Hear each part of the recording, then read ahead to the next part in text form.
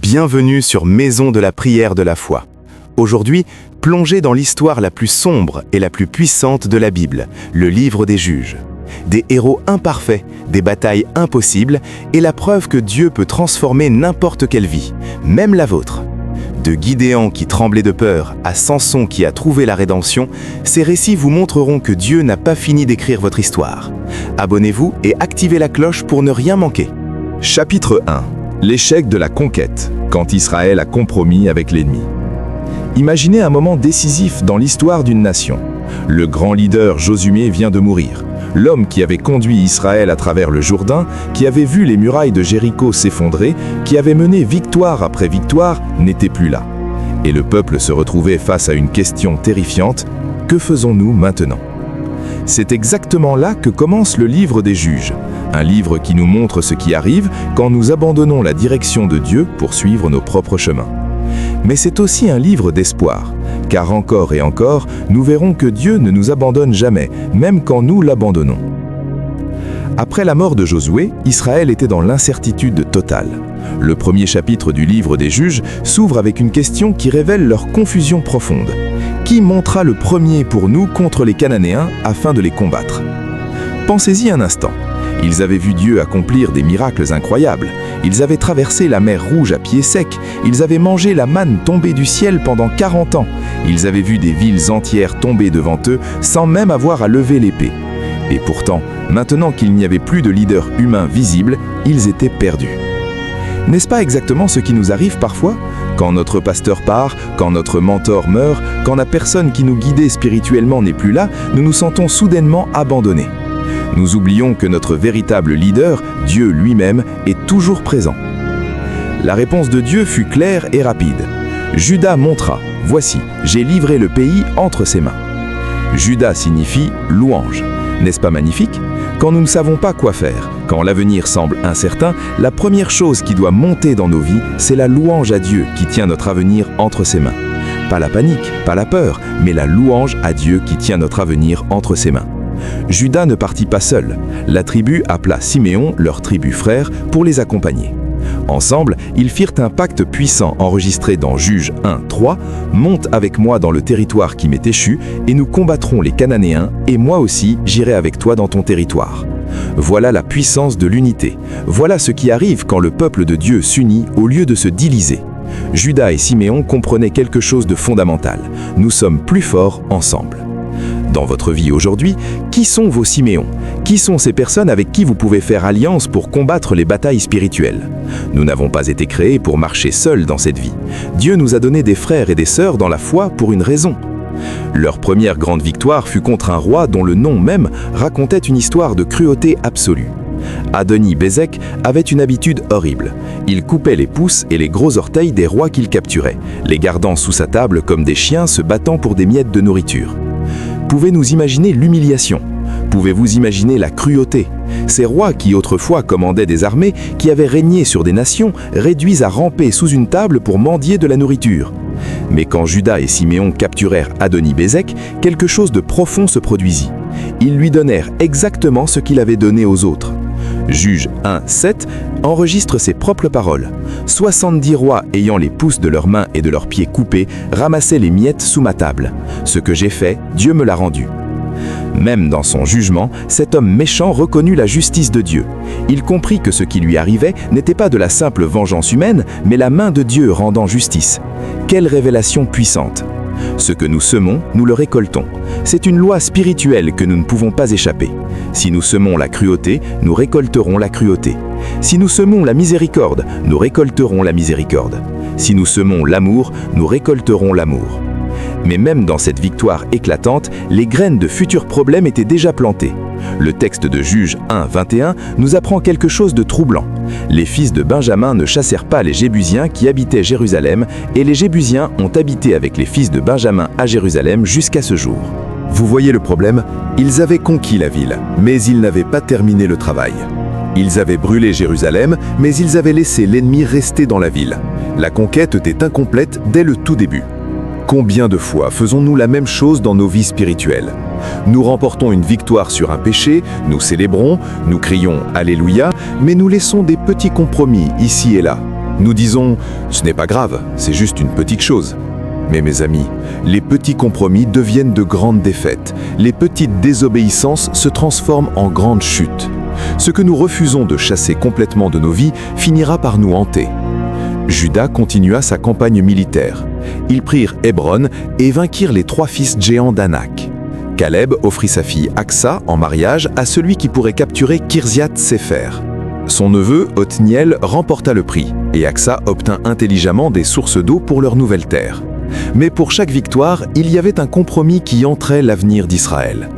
La maison de Joseph décida de s'attaquer à Béthel, une ville qui avait une signification profonde dans l'histoire d'Israël. C'était là que Jacob avait rêvé d'anges montant et descendant, là où Dieu était apparu à Abraham. C'était une ville sainte, une ville importante. Mais leur méthode de conquête révéla à quel point ils s'étaient déjà éloignés des commandements de Dieu. Selon Juges 1, 24 à 25, ils trouvèrent un homme sortant de la ville et lui firent à marcher. « Montre-nous, s'il te plaît, par où nous pouvons entrer dans la ville, et nous te traiterons avec bonté. » L'homme trahit son propre peuple, et fidèle à leur parole, ils le laissèrent s'échapper avec sa famille. Il partit et construisit une autre ville avec le même nom dans le pays des Hittites. À première vue, cela semble être de la miséricorde, n'est-ce pas? Ils ont épargné un homme et sa famille.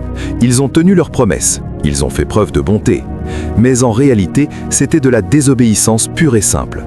Dieu leur avait commandé de détruire complètement ces villes. Pourquoi? Parce qu'ils savaient que si Israël laissait ses peuples vivre parmi eux, ils seraient tentés d'adorer leurs faux dieux. Ils savaient que le compromis mène à la corruption. Et devinez quoi? C'est exactement ce qui s'est passé. Tribu après tribu tomba dans le même schéma destructeur. Manassé ne chassa pas les habitants de leur ville. Éphraïm laissa les Cananéens vivre parmi eux. Zabulon, Azer et Nephtali choisirent tous la coexistence plutôt que l'obéissance. Le texte répète la même phrase encore et encore, comme un refrain tragique. Mais les Cananéens habitèrent parmi eux. Vous entendez le problème? Au lieu que les Cananéens partent et qu'Israël possède pleinement le pays, c'était l'inverse. L'ennemi restait et Israël s'adaptait. L'ennemi maintenait sa présence et Israël apprenait à vivre avec. Combien de chrétiens aujourd'hui vivent exactement de la même manière? Nous laissons le péché habiter parmi nous. Nous laissons les mauvaises habitudes coexister avec notre foi. Nous laissons la mondanité s'installer confortablement dans nos cœurs, au lieu de la chasser complètement. Nous disons « Je suis chrétien, mais je regarde aussi des choses que je ne devrais pas regarder. Je prie, mais je garde aussi mes petits secrets. J'adore Dieu le dimanche, mais le lundi, je vis comme je veux. » Mes amis, Dieu nous appelle à une séparation complète du péché, pas à une cohabitation confortable avec lui. Puis vint le moment qui changea tout, un moment de confrontation divine qui devrait nous faire trembler encore aujourd'hui. Juges 2, 1 à 3 enregistre l'apparition de l'ange de l'Éternel à un endroit qui serait nommé Bokim, ce qui signifie « ceux qui pleurent ». Son message fut dévastateur. « Je vous ai fait monter d'Égypte et je vous ai amené dans le pays que j'avais juré de donner à vos pères. J'ai dit, je ne romprai jamais mon alliance avec vous. Et vous, vous ne traiterez point d'alliance avec les habitants de ce pays. Vous renverserez leurs autels. Mais vous n'avez pas obéi à ma voix. Pourquoi avez-vous fait cela ? Et je dis maintenant, je ne chasserai point leurs ennemis devant vous. Ils seront à vos côtés et leurs dieux seront pour vous un piège. » Laissez ces paroles pénétrer profondément dans votre cœur. Dieu leur rappelait tout ce qu'il avait fait pour eux. Il les avait libérés de l'esclavage en Égypte, il les avait nourris dans le désert. Il leur avait donné une terre qui coulait de lait et de miel. Il avait promis de ne jamais rompre son alliance avec eux. Tout ce qu'il leur demandait en retour, c'était l'obéissance. Une obéissance simple, ne pas faire d'alliance avec les habitants du pays et détruire leurs autels. Mais ils avaient désobéi, et maintenant les conséquences allaient venir. Dieu ne chasserait plus leurs ennemis devant eux. Au lieu de cela, ces ennemis deviendraient des épines dans leur côté, et leurs faux dieux deviendraient des pièges spirituels. Vous voyez comment fonctionne le péché? Il commence toujours comme quelque chose de petit, de gérable. Ce n'est qu'une petite désobéissance, ce n'est un petit compromis, Dieu comprendra. Mais mes amis, le péché ne reste jamais petit. Il grandit, il se propage, il devient une épine qui nous blesse constamment, il devient un piège qui nous capture. La réponse du peuple, enregistrée dans Juges 2, 4 à 5, fut immédiate. Dès que l'ange de l'Éternel eut dit ces paroles à tous les enfants d'Israël, le peuple éleva la voix et pleura. Ils donnèrent à ce lieu le nom de Bokim et ils y offrirent des sacrifices à l'Éternel. Ils pleurèrent. Ils pleurèrent tellement qu'ils nommèrent le lieu les pleureurs. Ils offrirent des sacrifices à Dieu, mais voilà le problème. Ils pleuraient, mais sans vraie repentance, leurs larmes seraient vides. Combien de fois pleurons-nous sur nos péchés sans vraiment les abandonner? Combien de fois disons-nous « Pardon Seigneur » le dimanche pour retourner au même péché le lundi? Les larmes sans changement ne sont que de l'émotion. La vraie repentance produit une transformation. La vraie repentance nous fait tourner le dos au péché et courir vers Dieu. Pendant un temps, les choses semblaient normales. Juges 2, 6 et 7 nous dit qu'après que Josué eut renvoyé le peuple, chacun alla dans son héritage pour prendre possession du pays. Et le peuple servit l'Éternel pendant toute la vie de Josué et pendant toute la vie des anciens qui survécurent à Josué et qui avaient vu toutes les grandes œuvres que l'Éternel avait accomplies en faveur d'Israël. Tant que Josué vivait, tant que les anciens qui avaient vu les miracles vivaient, le peuple restait fidèle. Ils se souvenaient, ils obéissaient. Ils adoraient le vrai Dieu. Mais ensuite vint le tournant qui résonnerait à travers les générations. Juges 2, 8, 10 marque la fin d'une époque. Josué, fils de Nun, serviteur de l'Éternel, mourut, âgé de 110 ans. On l'ensevelit dans la limite de son héritage, à Timnath-Hérès, dans la montagne d'Éphraïm, au nord de la montagne de Gaash. Toute cette génération fut recueillie auprès de ses pères, et il s'éleva après elle une autre génération, qui ne connaissait point l'Éternel, ni ce qu'il avait fait en faveur d'Israël. Lisez ces mots à nouveau, lentement. Une génération qui ne connaissait point l'Éternel. Ce n'était pas seulement une question d'oubli de l'histoire, c'était la perte d'une relation vivante avec Dieu. La nouvelle génération avait entendu les histoires, mais elle n'avait pas expérimenté les miracles. Elle n'avait pas vu la mer Rouge se séparer. Elle n'avait pas regardé les murailles de Jéricho tomber. Pour eux, c'était juste de vieilles histoires que leurs grands-parents racontaient. Parents, écoutez-moi bien aujourd'hui. Il ne suffit pas de raconter des histoires de Dieu à vos enfants. Ils ont besoin de voir Dieu agir dans votre vie. Ils ont besoin d'expérimenter sa présence dans votre foyer. Ils ont besoin de témoins de vrais miracles, pas seulement d'entendre parler de miracles anciens. Si la foi de vos enfants est basée uniquement sur vos témoignages du passé, elle s'évanouira quand vous ne serez plus là. Mais s'ils ont leur propre relation avec Dieu, s'ils ont vu sa main bouger dans leur propre vie, cette foi durera. Le résultat de cette génération qui ne connaissait pas Dieu fut prévisible et tragique. Juges 2, 11, 13 décrit leur effondrement spirituel complet. Les enfants d'Israël firent ce qui est mal aux yeux de l'Éternel, et ils servirent les Baals. Ils abandonnèrent l'Éternel, le Dieu de leur père, qui les avait fait sortir du pays d'Égypte, et ils allèrent après d'autres dieux, parmi les dieux des peuples qui les entouraient. Ils se prosternèrent devant eux, et ils irritèrent l'Éternel. Ils abandonnèrent l'Éternel, et ils servirent Baal, et les Astartés. 3 fois dans ces versets, le texte répète « Ils abandonnèrent l'Éternel ». Pas une fois, pas 2 fois, mais 3 fois, comme pour marteler le point dans nos consciences. Israël avait complètement abandonné le Dieu qui les avait sauvés, protégés, nourris et aimés. Et qu'ont-ils choisi à la place? Baal et Astarté, des dieux de la fertilité, des dieux qui promettaient des récoltes abondantes et des troupeaux fertiles si vous accomplissiez des rituels immoraux et des sacrifices horribles. Ils ont échangé le Dieu vivant et vrai contre des statues de pierre et de bois. Ils ont échangé le Créateur de l'univers contre des créations de leurs propres mains. Comment est-ce possible? Comment un peuple qui avait vu tant de miracles pouvait-il tomber si bas? Mais avant de juger trop vite les Israélites, regardons nos propres vies. Combien de fois abandonnons-nous Dieu pour poursuivre d'autres choses? Notre Baal moderne pourrait être l'argent. Notre Astarté pourrait être le succès professionnel. Nous ne nous prosternons peut-être pas devant des statues de bois, mais nous sacrifions notre temps, notre famille, notre intégrité sur l'autel de nos ambitions personnelles. Nous disons que Dieu est notre priorité, mais nos actions montrent quelque chose de complètement différent. Nous avons du temps pour les réseaux sociaux, mais pas pour la prière. Nous avons de l'énergie pour nos hobbies, mais nous sommes trop fatigués pour lire la Bible. Nous avons de l'argent pour nos plaisirs, mais nous donnons à peine à l'œuvre de Dieu. Amis, c'est de l'idolâtrie moderne. Et Dieu est tout aussi en colère contre elle aujourd'hui qu'il l'était à l'époque des juges. La réponse de Dieu à la rébellion d'Israël fut rapide et douloureuse. Juges 2, 14-15 enregistre sa colère. La colère de l'Éternel s'enflamma contre Israël. Il les livra entre les mains de pillards qui les pillèrent. Il les vendit entre les mains des ennemis d'alentour, et ils ne purent plus résister à leurs ennemis. Partout où ils allaient, la main de l'Éternel était contre eux pour les faire du mal, comme l'Éternel l'avait dit, comme l'Éternel l'avait juré. Ils furent ainsi dans une grande détresse. Remarquez cette phrase choquante. La main de l'Éternel était contre eux pour les faire du mal. La même main qui les avait libérés d'Égypte était maintenant leur ennemi. La même main qui avait ouvert la mer Rouge était maintenant leur source de détresse. Pourquoi ? Parce qu'ils avaient choisi de vivre sans lui, parce qu'ils avaient rejeté son amour, sa protection, sa direction. Dieu ne prend pas plaisir à punir ses enfants, mais il est un Père juste qui doit discipliner quand nous nous égarons. La discipline est une preuve de son amour, pas de sa haine. Hébreux 12, 6 nous dit que « Car le Seigneur châtie celui qu'il aime, et il frappe de la verge tous ceux qu'il reconnaît pour ses fils. » Si vous traversez une période difficile aujourd'hui, si vous sentez que tout va mal, arrêtez-vous et demandez-vous « Ai-je abandonné Dieu quelque part en chemin ? Est-il un domaine de ma vie où je lui ai dit non ?» Parce que parfois, nos problèmes ne sont pas des attaques du diable. Ce sont les conséquences de notre propre désobéissance. Ce sont les disciplines d'un Père aimant qui veut nous ramener à lui. Mais même dans le jugement, même dans la discipline, la miséricorde de Dieu apparaît toujours. Juge 2, 16 montre son cœur compassionné. L'Éternel suscita des juges qui les sauvèrent de la main de ceux qui les pillaient. Dieu aurait pu les abandonner complètement.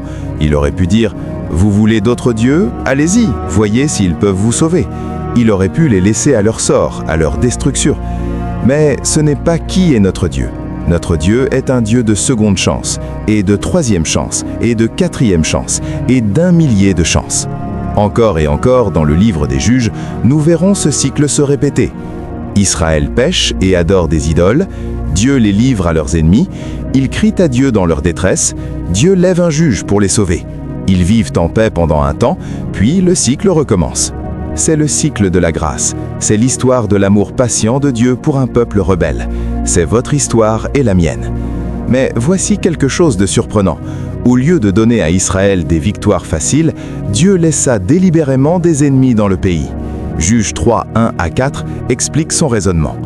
Voici les nations que l'Éternel laissa pour éprouver par elles Israël, tous ceux qui n'avaient pas connu toutes les guerres de Canaan.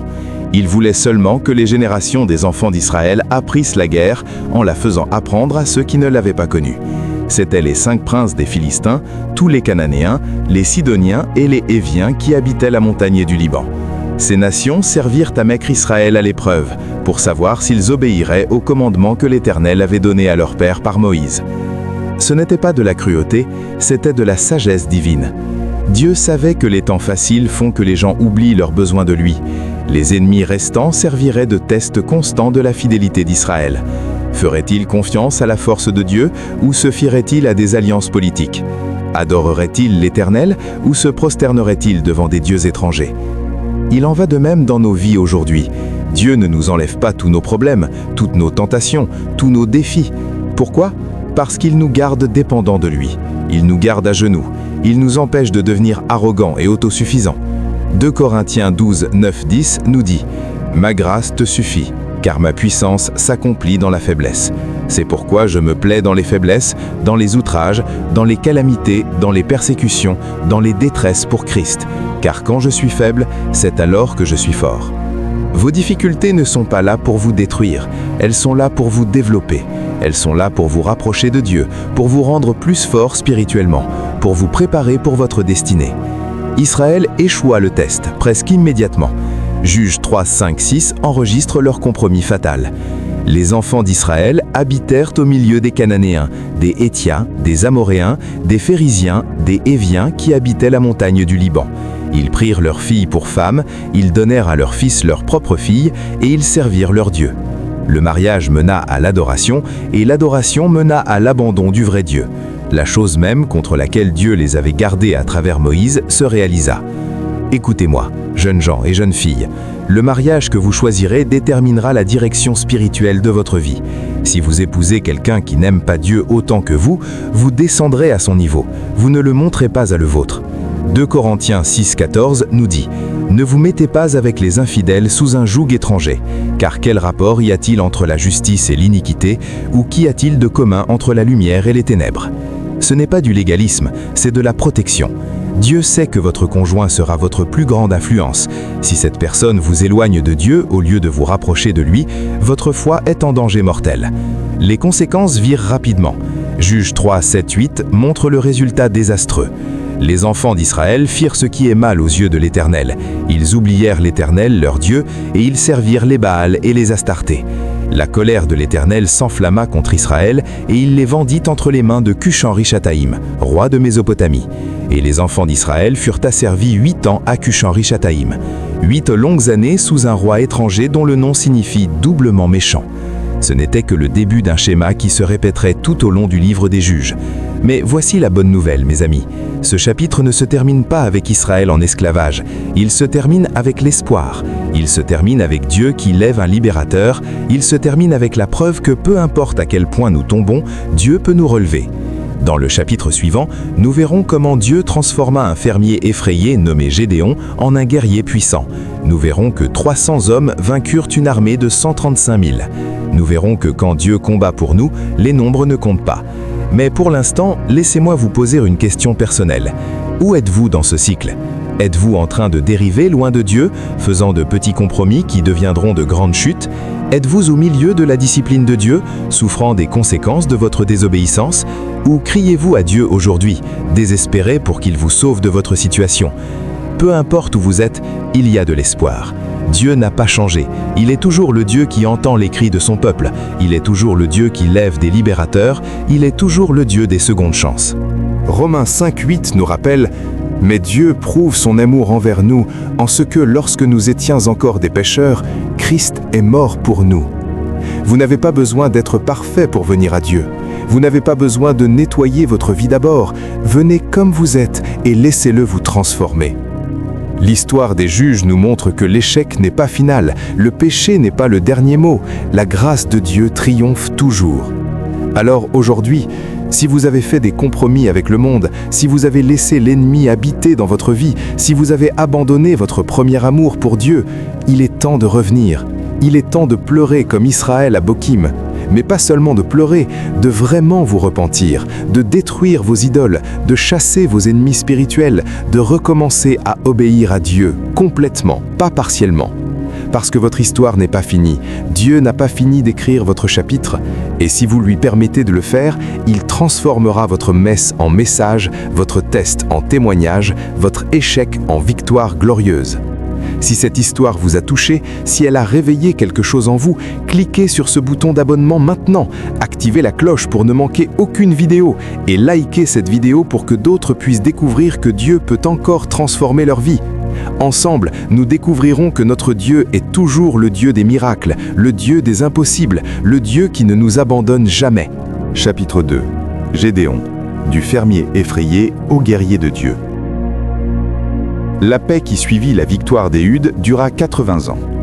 80 années de tranquillité, de prospérité, de familles qui grandissaient en sécurité. Mais comme nous l'avons vu dans le premier chapitre, la prospérité sans vigilance spirituelle mène toujours à l'oubli de Dieu. Et quand Israël oublia Dieu encore une fois, leur punition vint d'une direction inattendue.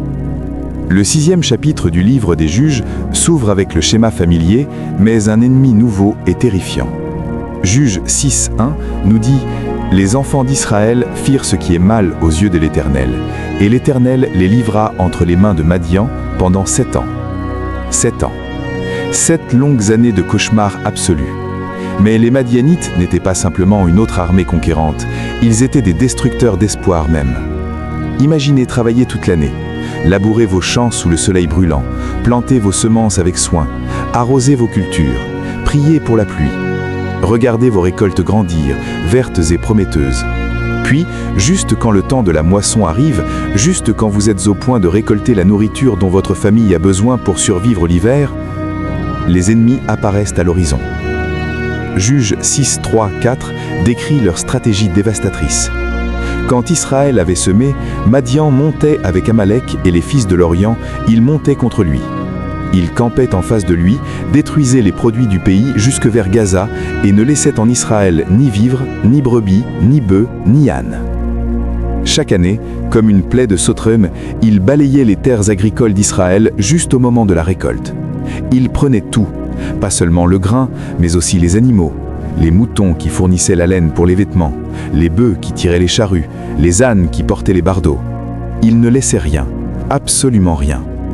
Pouvez-vous imaginer le désespoir? Pouvez-vous imaginer regarder le fruit de tout votre travail disparaître en quelques jours? Pouvez-vous imaginer entendre vos enfants pleurer de faim pendant que les ennemis festoient avec la nourriture que vous aviez cultivée?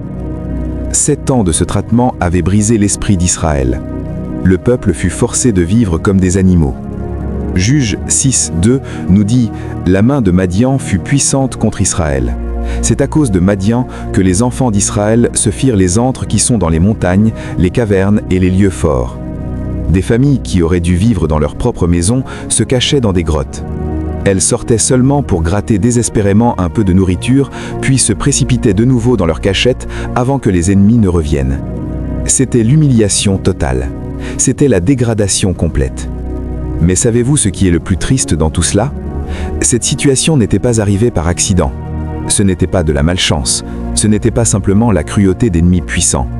C'était la conséquence directe de leur rébellion contre Dieu. Deutéronome 28 avait clairement prévenu ce qui arriverait s'ils abandonnaient Dieu. Tu sèmeras beaucoup et tu recueilleras peu, car les sauterelles dévoreront. L'étranger qui sera au milieu de toi s'élèvera toujours plus au-dessus de toi, et toi tu descendras toujours plus bas. Ils avaient pensé qu'ils pouvaient vivre sans Dieu. Ils avaient pensé que les faux dieux de Canaan leur donneraient de meilleures cultures, plus de fertilité, plus de prospérité. Mais regardez où leurs faux dieux les avaient menés. Vivant dans des grottes, affamés, terrorisés, brisés. Les idoles ne peuvent jamais tenir leurs promesses. Baal ne pouvait pas les protéger. Astarte ne pouvait pas leur donner la fertilité qu'elle promettait. Les faux dieux sont toujours des menteurs. Et il en est de même aujourd'hui. Quand nous abandonnons Dieu pour poursuivre l'argent, il ne nous satisfait jamais. Quand nous cherchons notre identité dans le succès au lieu de Christ, nous finissons vides. Quand nous poursuivons les plaisirs du monde au lieu de la présence de Dieu, nous nous retrouvons toujours déçus et brisés. Le péché promet toujours plus qu'il ne peut donner et prend toujours plus que nous ne voulons perdre. Quand les gens touchent le fond, ils se souviennent finalement de regarder vers le haut. Juge 6:6-7 enregistre leur désespoir. Israël fut très affaibli par Madian et les enfants d'Israël crièrent à l'Éternel. Lorsque les enfants d'Israël crièrent à l'Éternel au sujet de Madian, après 7 ans de souffrance, après avoir tout essayé par eux-mêmes, après avoir réalisé que leur propre force et leurs faux dieux ne pouvaient les sauver, ils crièrent finalement au seul qui pouvait vraiment les aider. Et savez-vous quoi? Dieu était encore là, attendant de répondre. Il n'avait pas abandonné Israël, même s'il l'avait abandonné. Il n'avait pas arrêté de l'aimer, même s'ils avaient cessé de l'adorer. Notre Dieu est fidèle, même quand nous sommes infidèles. Mais avant d'envoyer un libérateur, Dieu envoya un prophète avec un message qui allait droit au cœur de leurs problèmes. Les paroles du prophète dans Juge 6:8, 9:10 n'offraient pas de réconfort, elles offraient de la vérité. Ainsi parle l'Éternel, le Dieu d'Israël. Je vous ai fait monter d'Égypte et je vous ai fait sortir de la maison de servitude. Je vous ai livré de la main des Égyptiens et de la main de tous ceux qui vous opprimaient. Je les ai chassés devant vous et je vous ai donné leur pays. Je vous ai dit, je suis l'Éternel, votre Dieu. Vous ne craindrez point les dieux des Amoréens, dans le pays desquels vous habitez, mais vous n'avez point écouté ma voix. Remarquez ce que Dieu faisait ici. Il leur rappelait tout ce qu'il avait fait pour eux. Il les avait libérés de l'esclavage en Égypte. Il les avait livrés de la main des Égyptiens. Il avait chassé leurs ennemis. Il leur avait donné une terre riche et fertile. Tout ce qu'ils demandaient en retour était leur obéissance. Une chose simple, ne pas adorer les faux dieux. Mais ils avaient rompu cette seule condition. Et maintenant, ils payaient le prix. Le message était clair. Leur souffrance n'était pas aléatoire. C'était le résultat direct de leur désobéissance. Mes amis, parfois nous devons entendre la vérité dure avant de pouvoir recevoir la grâce douce. Parfois, nous devons être confrontés à notre péché avant de pouvoir expérimenter le salut. Dieu ne nous laisse pas confortables dans notre rébellion.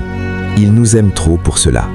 Il nous confronte pour nous corriger, non pas pour nous condamner. Après que le prophète eut délivré son message difficile, quelque chose de merveilleux arriva. L'ange de l'Éternel apparut, non pas à un prêtre ou à un prince, mais à un fermier effrayé qui faisait son travail en secret. Juge 6:11 plante le décor. Puis vint l'ange de l'Éternel, et il s'assit sous le térébinthe d'Ophran qui appartenait à Joas de la famille d'Abiézer. Gédéon, son fils, battait du froment au pressoir pour le mettre à l'abri de Madian. Arrêtons une seconde et visualisons cette scène. Gédéon ne battait pas le grain à l'endroit normal où le vent pouvait souffler la balle. Il se cachait dans un pressoir à vin, une fosse des poches où les graisins étaient normalement écrasés. Ce n'était pas efficace. Le vent ne pouvait pas atteindre le fond d'un tressoir pour séparer le grain de l'astraille. Mais Gédéon était tellement terrorisé par les Madianites qu'il préférait travailler en secret plutôt que de risquer d'être vu. C'était un homme paralysé par la peur. Puis vint la salutation qui a dû sembler comme une blague cruelle. Les paroles de l'ange dans Juge 6:12 semblaient se moquer du fermier recroquevillé. « L'Éternel est avec toi, vaillant héros. » Vaillant héros ? Guerrier puissant ? C'était un homme qui se cachait dans un trou, terrifié de battre du grain en public. Si Gédéon avait été courageux, il aurait ri de l'absurdité. Au lieu de cela, sa réponse révéla à la fois sa douleur et son doute. Juge 6:13 enregistre la réplique amère de Gédéon. « Ah, mon Seigneur, si l'Éternel est avec nous, pourquoi toutes ces choses nous sont-elles arrivées? Et où sont tous ces prodiges que nos pères nous racontent, quand ils disent « L'Éternel ne nous a-t-il pas fait monter hors d'Égypte ?» Maintenant, l'Éternel nous abandonne et il nous livre entre les mains de Madian. Écoutez la douleur dans ces mots. Écoutez le sentiment d'abandon. Écoutez la confusion. Gédéon avait entendu les histoires. Chaque enfant israélite connaissait les plaies d'Égypte, la séparation de la mer Rouge, la manne dans le désert. Mais c'étaient de vieilles histoires du temps de ses grands-parents. Où était Dieu maintenant, quand les Madianites venaient année après année pour voler leur nourriture et détruire leur espoir? Savez-vous quoi? C'est une question honnête. Et Dieu n'a pas réprimandé Gédéon pour l'avoir posée. Dieu honore l'honnêteté. Il préfère nos questions sincères à notre fausse pieuse apparence. Le psaume 142:2 dit « Je répands ma plainte devant lui, je lui raconte ma détresse ». Si vous êtes en colère contre Dieu aujourd'hui, si vous vous sentez abandonné, si vous vous demandez où il est au milieu de votre souffrance, dites-le lui. Il peut gérer votre honnêteté. Il préfère votre cri du cœur à votre silence distant. La réponse du Seigneur fut simple et directe, enregistrée dans Juge 6:14. « Va avec cette force que tu as et délivre Israël de la main de Madian. N'est-ce pas moi qui t'envoie ?» Attendez une minute. Quelle force? Gédéon n'avait aucune force. Il se cachait dans un pressoir à vin. Il était le plus jeune de la plus faible famille, de la plus faible tribu. Mais c'est exactement ce que Dieu voulait dire. Va avec cette force que tu as, c'est-à-dire va avec moi. Va avec ma présence. Va avec mon envoi. La force de Gédéon n'était pas en lui-même. Elle était dans le fait que Dieu l'envoyait.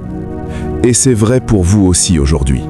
Vous pensez peut-être que vous n'avez pas ce qu'il faut. Vous regardez vos faiblesses, vos peurs, vos échecs passés, et vous dites « Dieu ne peut pas m'utiliser ». Mais c'est exactement le genre de personne que Dieu aime utiliser. 1 Corinthiens 1, 27-29 nous dit « Mais Dieu a choisi les choses folles du monde pour confondre les sages. Dieu a choisi les choses faibles du monde pour confondre les fortes, afin que nulle chair ne se glorifie devant Dieu. » Dieu ne cherche pas les personnes parfaites, il cherche les personnes disponibles. Il ne cherche pas votre force, il offre la sienne. Mais Gédéon n'achetait pas encore. Sa réponse dans Juge 6:15 montra à quel point il était un candidat improbable. « Ah, mon Seigneur, avec quoi délivrerai-je Israël? Voici, ma famille est la plus pauvre en Manassé, et je suis le plus petit dans la maison de mon père. » Tout au sujet de Gédéon criait « mauvais choix ». Il venait du clan le plus faible de sa tribu, et il était le plus jeune et le moins important de ce clan faible. Selon les normes humaines, il n'avait rien qui le recommandait comme leader militaire. Mais les normes de Dieu ne sont pas les normes humaines. David était le plus jeune de 8 frères, négligé au point que son propre père oublia de l'appeler quand le prophète vint chercher le prochain roi. Mais Dieu l'a choisi.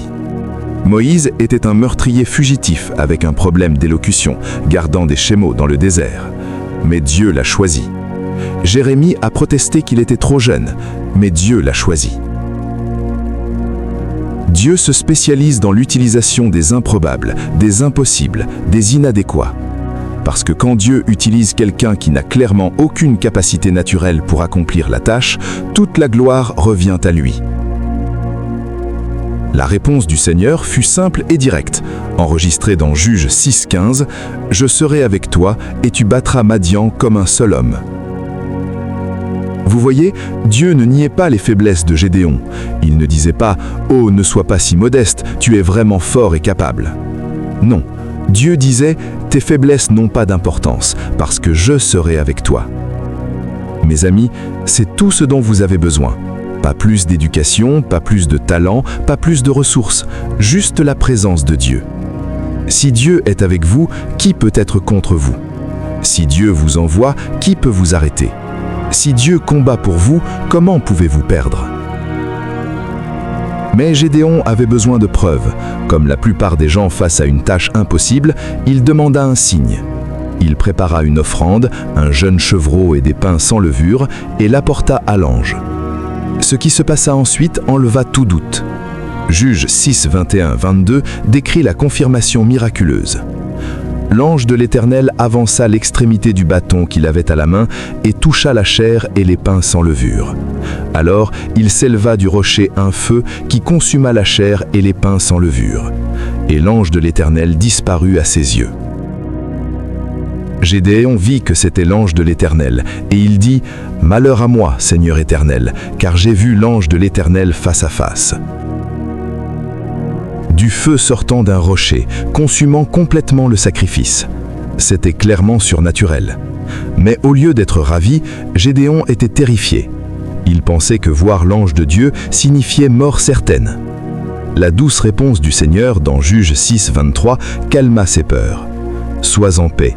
Ne crains point, tu ne mourras pas. » Ce nuit-là, Gédéon construisit un autel sur place et l'appela « L'Éternel est paix ». Yahvé Shalom. C'était le premier pas dans sa transformation de fermier effrayé en guerrier fidèle. Mais Dieu n'avait pas fini avec Gédéon. Cette même nuit, il lui donna une mission dangereuse qui testerait vraiment son nouveau courage. Juges 6, 25-26 enregistre le commandement. Dans la même nuit, l'Éternel dit à Gédéon, « Prends le jeune taureau de ton père et un second taureau de 7 ans. Renverse l'autel de Baal qui est à ton père et abat le pieu sacré qui est dessus.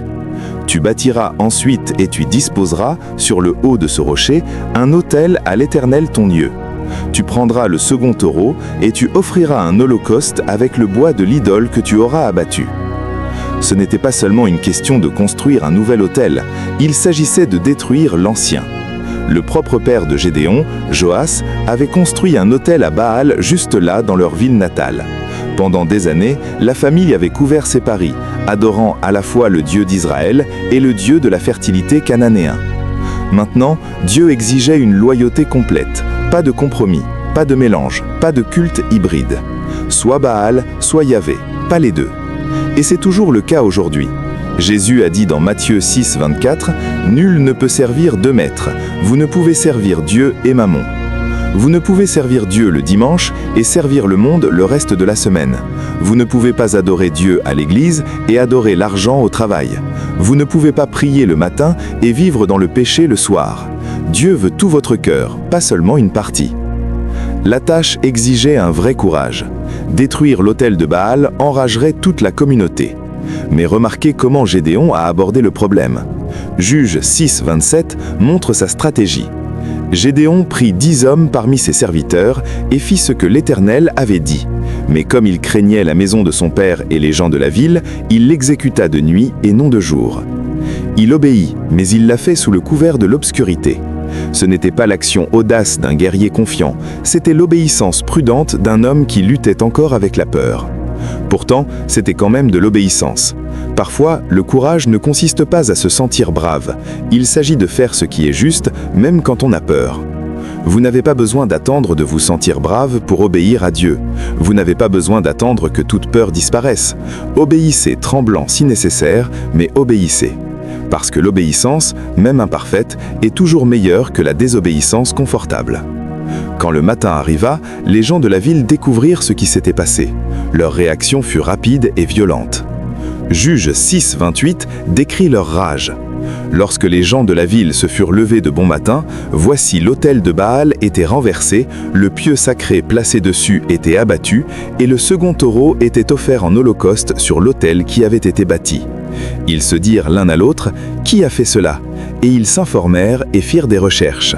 On leur dit, « C'est Gédéon, fils de Joas, qui a fait cela. » Alors les gens de la ville dirent à Joas, « Fais sortir ton fils, et qu'il meure, car il a renversé l'autel de Baal et abattu le pieu sacré qui est dessus. » Ils voulaient le sang de Gédéon. Dans leur esprit, il avait commis un crime impardonnable contre leur Dieu.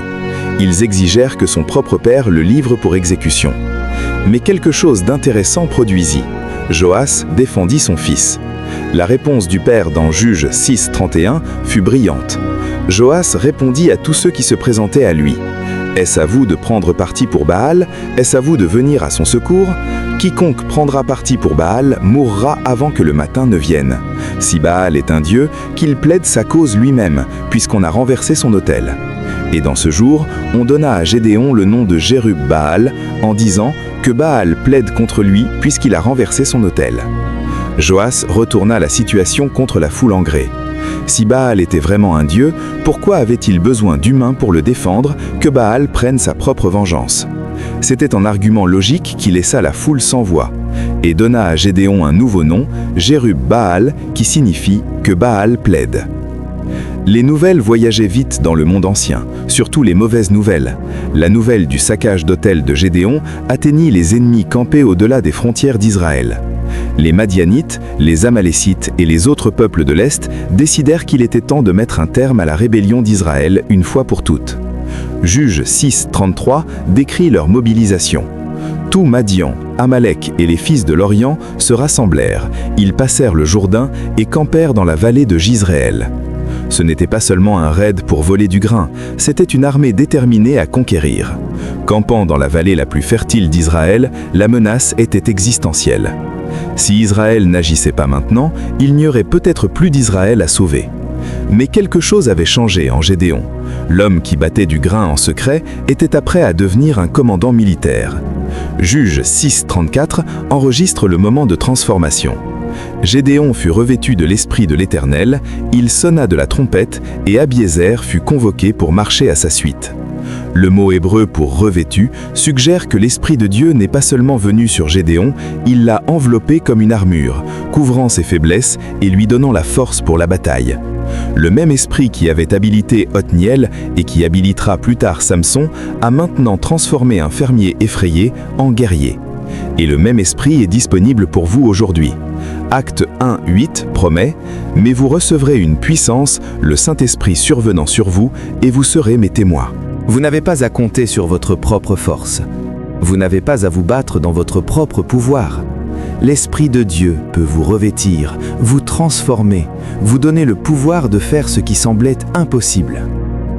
L'appel de trompette de Gédéon résonna à travers les collines et les hommes commencèrent à répondre. D'abord vint son propre clan, les Abiézrites, puis le message se répandit. Juges 6, 35 montre la réponse croissante. Il envoya des messagers dans tout Manassé, qui fut aussi convoqué pour marcher à sa suite. Il envoya des messagers dans Azer, dans Zabulon et dans Nephtali, qui montèrent à leur rencontre. 32 000 hommes répondirent à l'appel. Pas une armée énorme selon les standards anciens, mais assez grande pour donner de l'espoir. Des guerriers vinrent de 4 tribus différentes, unis sous le leadership de Gédéon. L'homme qui s'était plaint d'être le plus petit du plus faible clan commandait maintenant une force qui représentait près de la moitié des tribus d'Israël. La peur se transformait en foi. Mais le changement n'était pas encore complet. Gédéon avait encore besoin d'assurance que c'était vraiment le plan de Dieu et pas une recette pour le désastre. Même avec une armée qui se rassemblait autour de lui et l'esprit du Seigneur sur lui, Gédéon luttait encore avec le doute.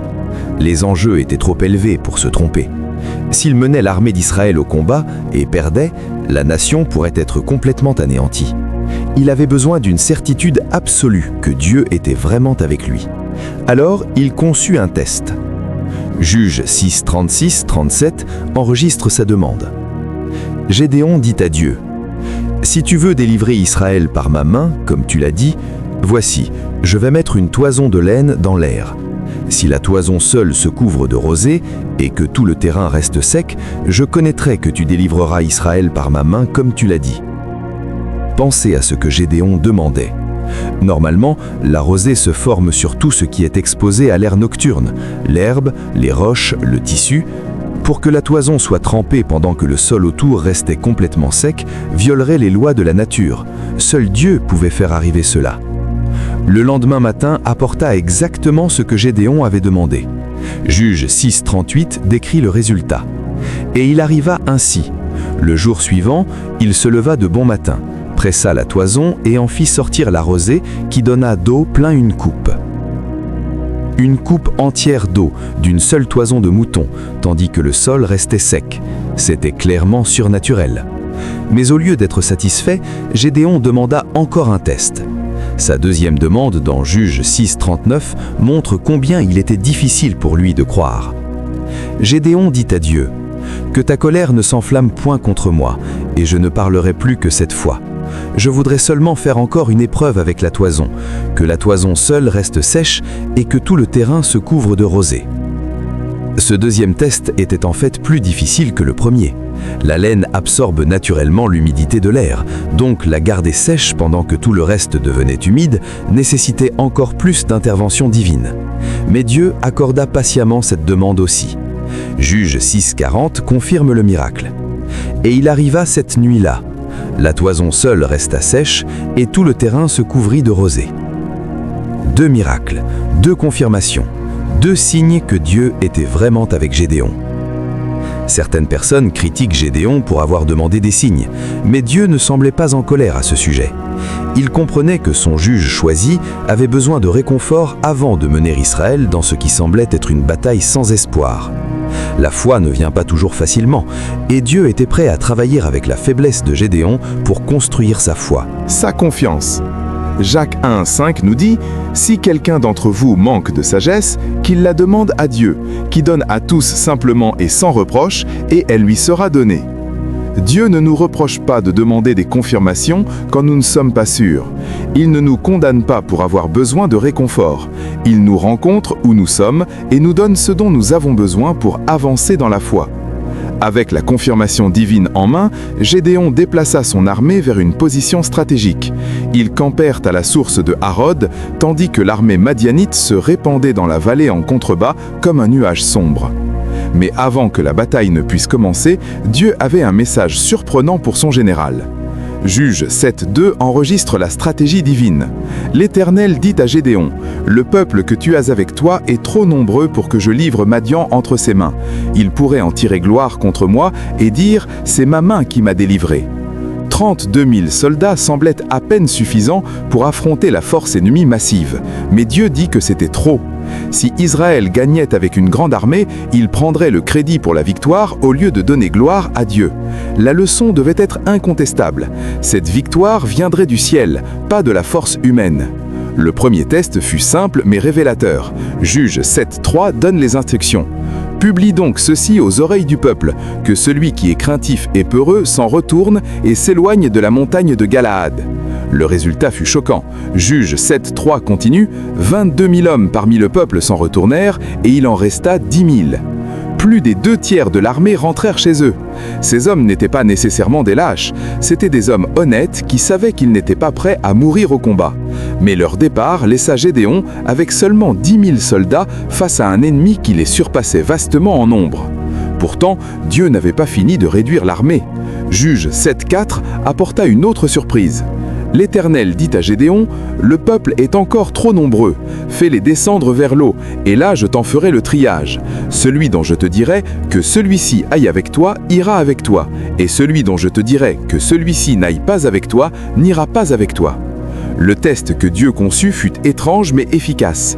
Alors que les soldats buvaient du ruisseau, Dieu observa comment ils s'approchaient de l'eau. Juge 7:5-6 décrit ce qui se passa. Gédéon fit descendre le peuple vers l'eau, et l'Éternel dit à Gédéon : « Tous ceux qui laperont l'eau avec la langue comme lappe le chien, tu les mettras à part. De même, tous ceux qui se mettront à genoux pour boire. » Ceux qui lapèrent l'eau en la portant à la bouche avec leurs mains furent au nombre de 300 hommes, et tout le reste du peuple se mit à genoux pour boire. La plupart des soldats s'agenouillèrent et mirent leur visage directement dans l'eau pour boire, mais 300 hommes restèrent vigilants, coupant l'eau dans leurs mains et la lapant rapidement, tout en gardant les yeux levés, surveillant le danger. C'étaient les hommes qui restaient prêts pour la bataille, même en satisfaisant leur soif. Le choix de Dieu fut clair. Juge 7.7 enregistre la taille finale de l'armée. Et l'Éternel dit à Gédéon, « C'est par les 300 hommes qui ont la paix que je vous sauverai et que je livrerai Médian entre tes mains. Que tout le reste du peuple s'en aille, chacun chez soi. » 300 hommes contre des milliers innombrables. Selon tout calcul humain, c'était un suicide, mais Dieu se spécialise dans les victoires impossibles, et ce serait l'une de ses plus grandes démonstrations de puissance. Mes amis, vous voyez ce qui se passe ici. Dieu ne réduit pas seulement l'armée pour rendre les choses difficiles, il la réduit pour rendre absolument clair que la victoire vient de lui, pas de nous. Quand vous êtes face à une situation impossible aujourd'hui, quand les nombres sont contre vous, quand les circonstances semblent désespérées, rappelez-vous Gédéon et ses 300. Rappelez-vous que notre Dieu n'a pas besoin de grandes armées, il n'a pas besoin de ressources massives, il n'a pas besoin de circonstances parfaites. Tout ce dont il a besoin, c'est de personnes qui lui font confiance. 2 Chroniques 16.9 nous dit « Car l'Éternel étend ses regards sur toute la terre pour soutenir ceux dont le cœur est tout entier à lui. » Même avec les promesses de Dieu, la perspective de combattre avec seulement 300 hommes était terrifiante. Dieu savait que Gédéon avait besoin d'un dernier encouragement. Avant la bataille, Juges 7, 9 et 11 enregistrent sa provision douce. L'Éternel dit à Gédéon pendant la nuit, « Lève-toi, descends dans le camp, car je l'ai livré entre tes mains. Si tu as peur de descendre, descends-y avec Pura, ton serviteur. Tu écouteras ce qu'ils diront, et après cela, tes mains seront fortifiées. Descends donc dans le camp. » Dieu dit à Gédéon d'espionner le camp ennemi, et il reconnut même la peur de Gédéon sans le condamner. S'il avait trop peur d'y aller seul, il pouvait emmener son serviteur avec lui. Ce n'était pas un commandement, c'était une invitation à gagner du courage. Ce que Gédéon entendit était mieux que n'importe quel rapport d'intelligence militaire.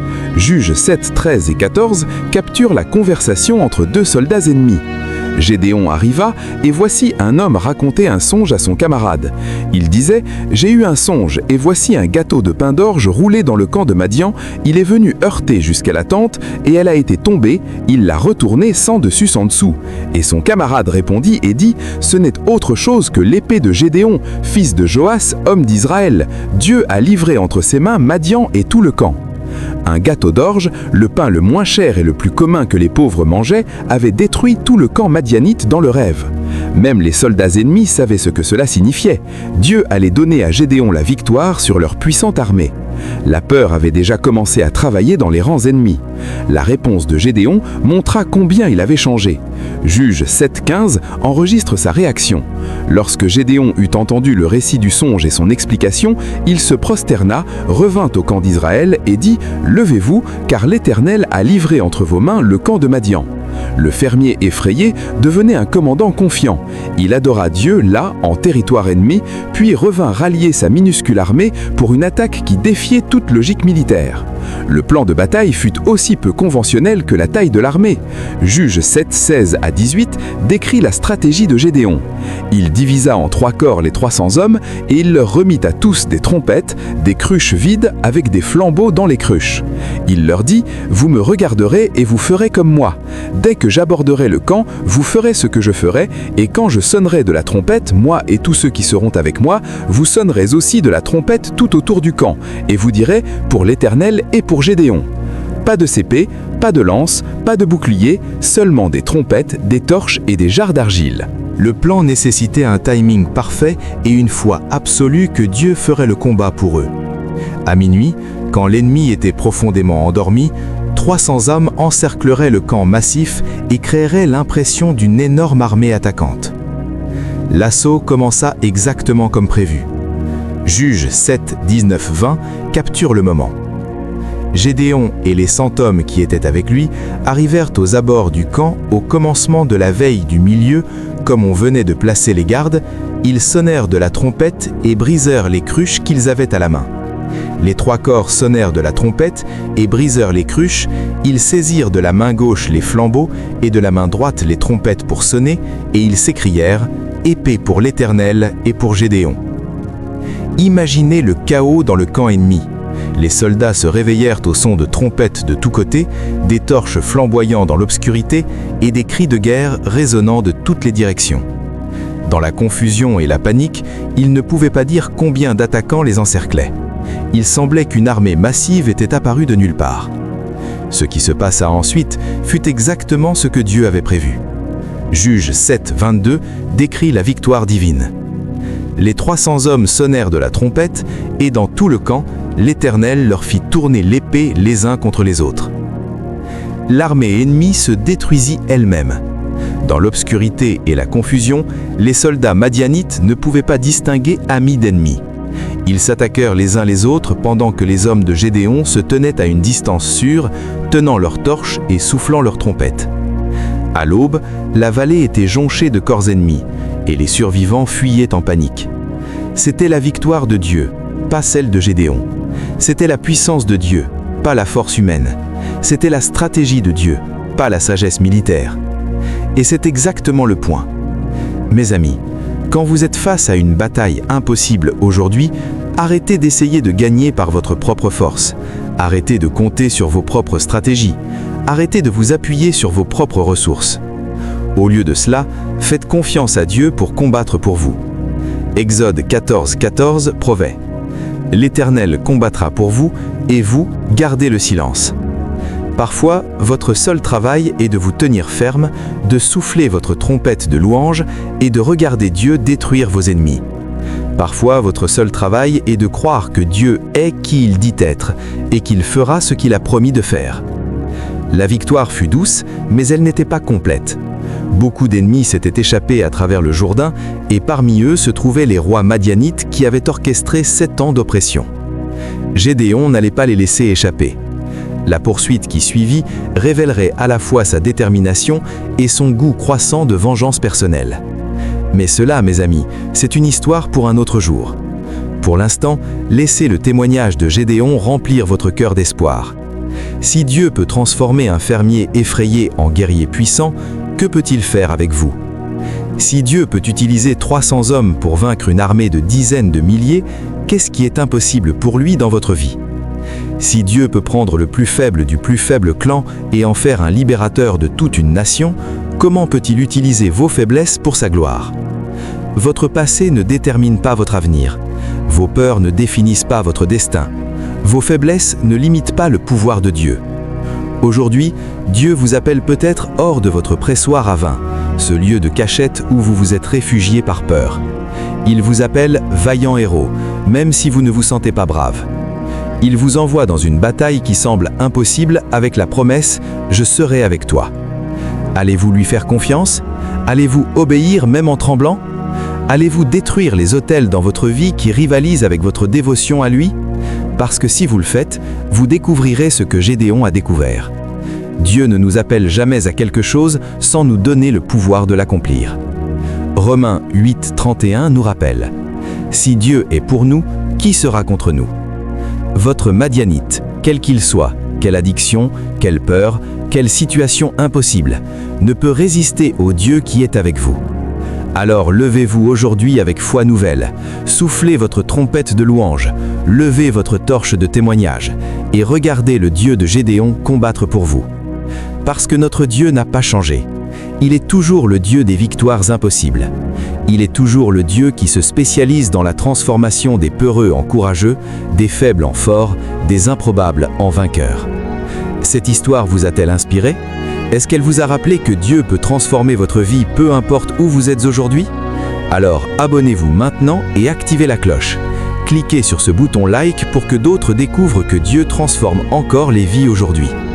Partagez cette vidéo avec quelqu'un qui a besoin d'entendre qu'avec Dieu, rien n'est impossible. Commentez sous-saut. Quelle partie de l'histoire de Gédéon vous a le plus touché? Ensemble, continuons à découvrir que notre Dieu est le Dieu des miracles, le Dieu qui nous rencontre dans nos faiblesses et nous rend forts. À bientôt sur Maison de la prière de la foi. Chapitre 3. Samson. La force et la faiblesse, la chute et la rédemption. Après la mort de Jephthé et les règnes paisibles de 3 juges mineurs, Ibsan avec ses mariages internationaux, Élon pendant 10 années tranquilles et Abdon avec sa famille prospère, Israël tomba dans le schéma familier qui avait défini toute l'époque des juges. Mais cette fois, l'oppression serait la plus longue qu'ils aient jamais connue. Juges 13:1 enregistre leur rébellion et ses conséquences. Les enfants d'Israël firent encore ce qui est mal aux yeux de l'Éternel, et l'Éternel les livra entre les mains des Philistins pendant 40 ans. 40 ans, 4 décennies sous domination étrangère. Cela montrait à quel point Israël était tombé spirituellement et militairement. Les Philistins n'étaient pas comme les autres ennemis. C'étaient les peuples de la mer qui avaient migré de la région égéenne, apportant avec eux des armes supérieures et une technologie militaire avancée. Ils contrôlaient les plaines côtières et représentaient une menace constante pour la sécurité d'Israël. Cette fois, la solution de Dieu serait différente de tout ce qui avait été vu auparavant. Au lieu d'appeler un adulte à être juge, il planifiait de lever un libérateur dès la naissance. Un homme mis à part pour une mission spéciale avant même d'être conçu. L'histoire commença avec une femme qui avait abandonné tout espoir d'avoir des enfants. Juge 13, 2, 3 introduit la mère improbable. Il y avait un homme de Soréa, de la famille des Danites, et qui s'appelait Manoach. Sa femme était stérile et n'enfantait pas. Un ange de l'Éternel apparut à la femme et lui dit : « Voici, tu es stérile et tu n'as point d'enfant. Tu deviendras enceinte et tu enfanteras un fils.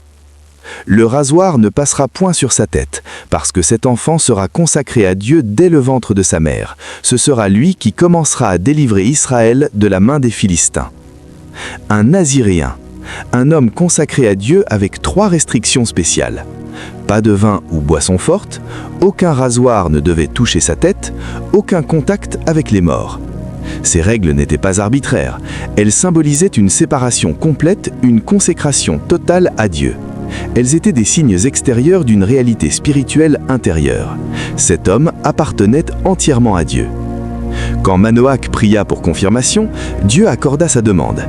La réponse mystérieuse de l'ange dans Juge 13, 18, quand on lui demanda son nom, faisait allusion à sa véritable identité. « Pourquoi demandes-tu mon nom ? Il est merveilleux. » La vérité devint claire quand ils offrirent leur sacrifice. Juge 13, 19 décrit la révélation surnaturelle. Manoach prit le chevreau et l'offrande et fit un sacrifice à l'Éternel sur le rocher. Il s'opéra un prodige pendant que Manoach et sa femme regardaient. Comme la flamme montait de dessus l'autel vers le ciel, l'ange du Seigneur, qui était très probablement une apparition préincarnée du Christ lui-même, monta dans la flamme vers le ciel. Ce n'était pas un simple messager, c'était une manifestation divine. L'enfant promis naquit exactement comme l'ange l'a dit. Juge 13, 24 enregistre ses premières années. La femme enfanta un fils et lui donna le nom de Samson. L'enfant grandit et l'Éternel le bénit. Et l'esprit de l'Éternel commença à l'agiter à Machané Dan, entre Soréa et Eshtaol. Samson, un nom qui signifie petit soleil ou serviteur du soleil. Un nom qui portait en lui l'espoir qu'il serait une lumière pour Israël dans leur obscurité. L'Esprit de Dieu commença à bouger en lui. Depuis son plus jeune âge, il y avait quelque chose de différent chez Samson. Une force, une puissance, une onction divine pour accomplir l'impossible.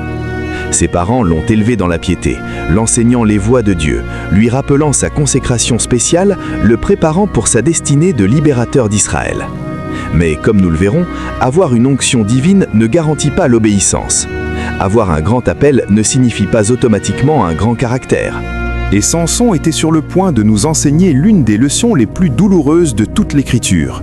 La force sans maîtrise de soi mène à la destruction. La puissance sans pureté finit en tragédie. Le premier acte enregistré de Samson en tant qu'adulte fut une décision qui choqua ses parents et viola tout ce qu'il lui avait enseigné. Sa demande dans Juge 14, 1 à 2 fut brutale et directe. Samson descendit à Timna et il y vit une femme parmi les filles des Philistins. Lorsqu'il fut remonté, il le déclara à son père et à sa mère en disant « J'ai vu à Timna une femme parmi les filles des Philistins, prenez-la maintenant pour ma femme. » Pas de politesse, pas de délicatesse, juste un commandement « Prenez-la pour moi. » Ses parents étaient horrifiés. Leur réponse dans Juge 14, 3 montra leur détresse. Son père et sa mère lui dirent « N'y a-t-il point de femme parmi les filles de tes frères et dans tout notre peuple que tu ailles prendre une femme chez les Philistins qui sont incirconcis ?» Et Samson dit à son père « Prends-la pour moi, car elle me plaît. » Elle me plaît. 4 mots qui révèlent tout le problème avec Samson. Il était guidé par ses yeux, pas par l'esprit. Il était conduit par ses désirs, pas par l'obéissance à Dieu. Dieu avait clairement commandé à Israël de ne pas se marier avec les nations païennes.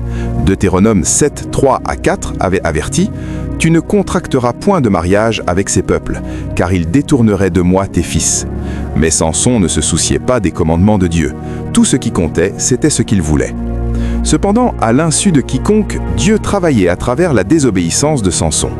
Juge 14, 4 explique le plan divin. Son père et sa mère ne savaient pas que cela venait de l'Éternel, car Samson cherchait une occasion de dispute de la part des Philistins. En ce temps-là, les Philistins dominaient sur Israël. Dieu peut utiliser même nos mauvais choix pour accomplir ses bons desseins. Cela ne justifie pas la désobéissance de Samson, mais cela montre la souveraineté de Dieu. Dieu allait utiliser la faiblesse de Samson pour les femmes philistines comme un point de départ pour commencer à délivrer Israël de leur oppression. Sur le chemin pour rencontrer sa fiancée, Samson rencontra un jeune lion. Ce qui se passa ensuite démontra sa puissance surnaturelle. Juge 14, 5 à 6 enregistre l'exploit miraculeux. Samson descendit avec son père et sa mère à Timna. Lorsqu'ils arrivèrent aux vignes de Timna, voici un jeune lion rugissant vint à sa rencontre. L'Esprit de l'Éternel saisit Samson, et sans avoir rien à la main, Samson déchira le lion comme on déchire un jeune chevreau. Il ne dit point à son père et à sa mère ce qu'il avait fait. À main nue, il déchira un lion en morceaux comme s'il s'agissait d'un jeune chevreau. L'Esprit de l'Éternel se précipita sur lui et la puissance de Dieu coula à travers ses muscles. Ce n'était pas la force naturelle d'un cultibuilder, c'était la puissance surnaturelle du Dieu Tout-Puissant. Remarquez que Samson ne se vanta pas de cet exploit. Il ne le dit même pas à ses parents. Il y avait encore de l'humilité en lui à ce stade de sa vie. Plus tard, il trouva du miel dans la carcasse du lion et utilisa ce secret pour une énigme de mariage. Quand les Philistins ne purent la résoudre, ils menacèrent sa femme. Sa trahison mena à la réponse violente de Samson. Juge 14, 19 enregistre sa vengeance. L'Esprit de l'Éternel le saisit et il descendit à Ascalon. Il y tua 30 hommes, prit leurs dépouilles et donna les vêtements de rechange à ceux qui avaient expliqué l'énigme. 30 hommes tués pour payer sa dette.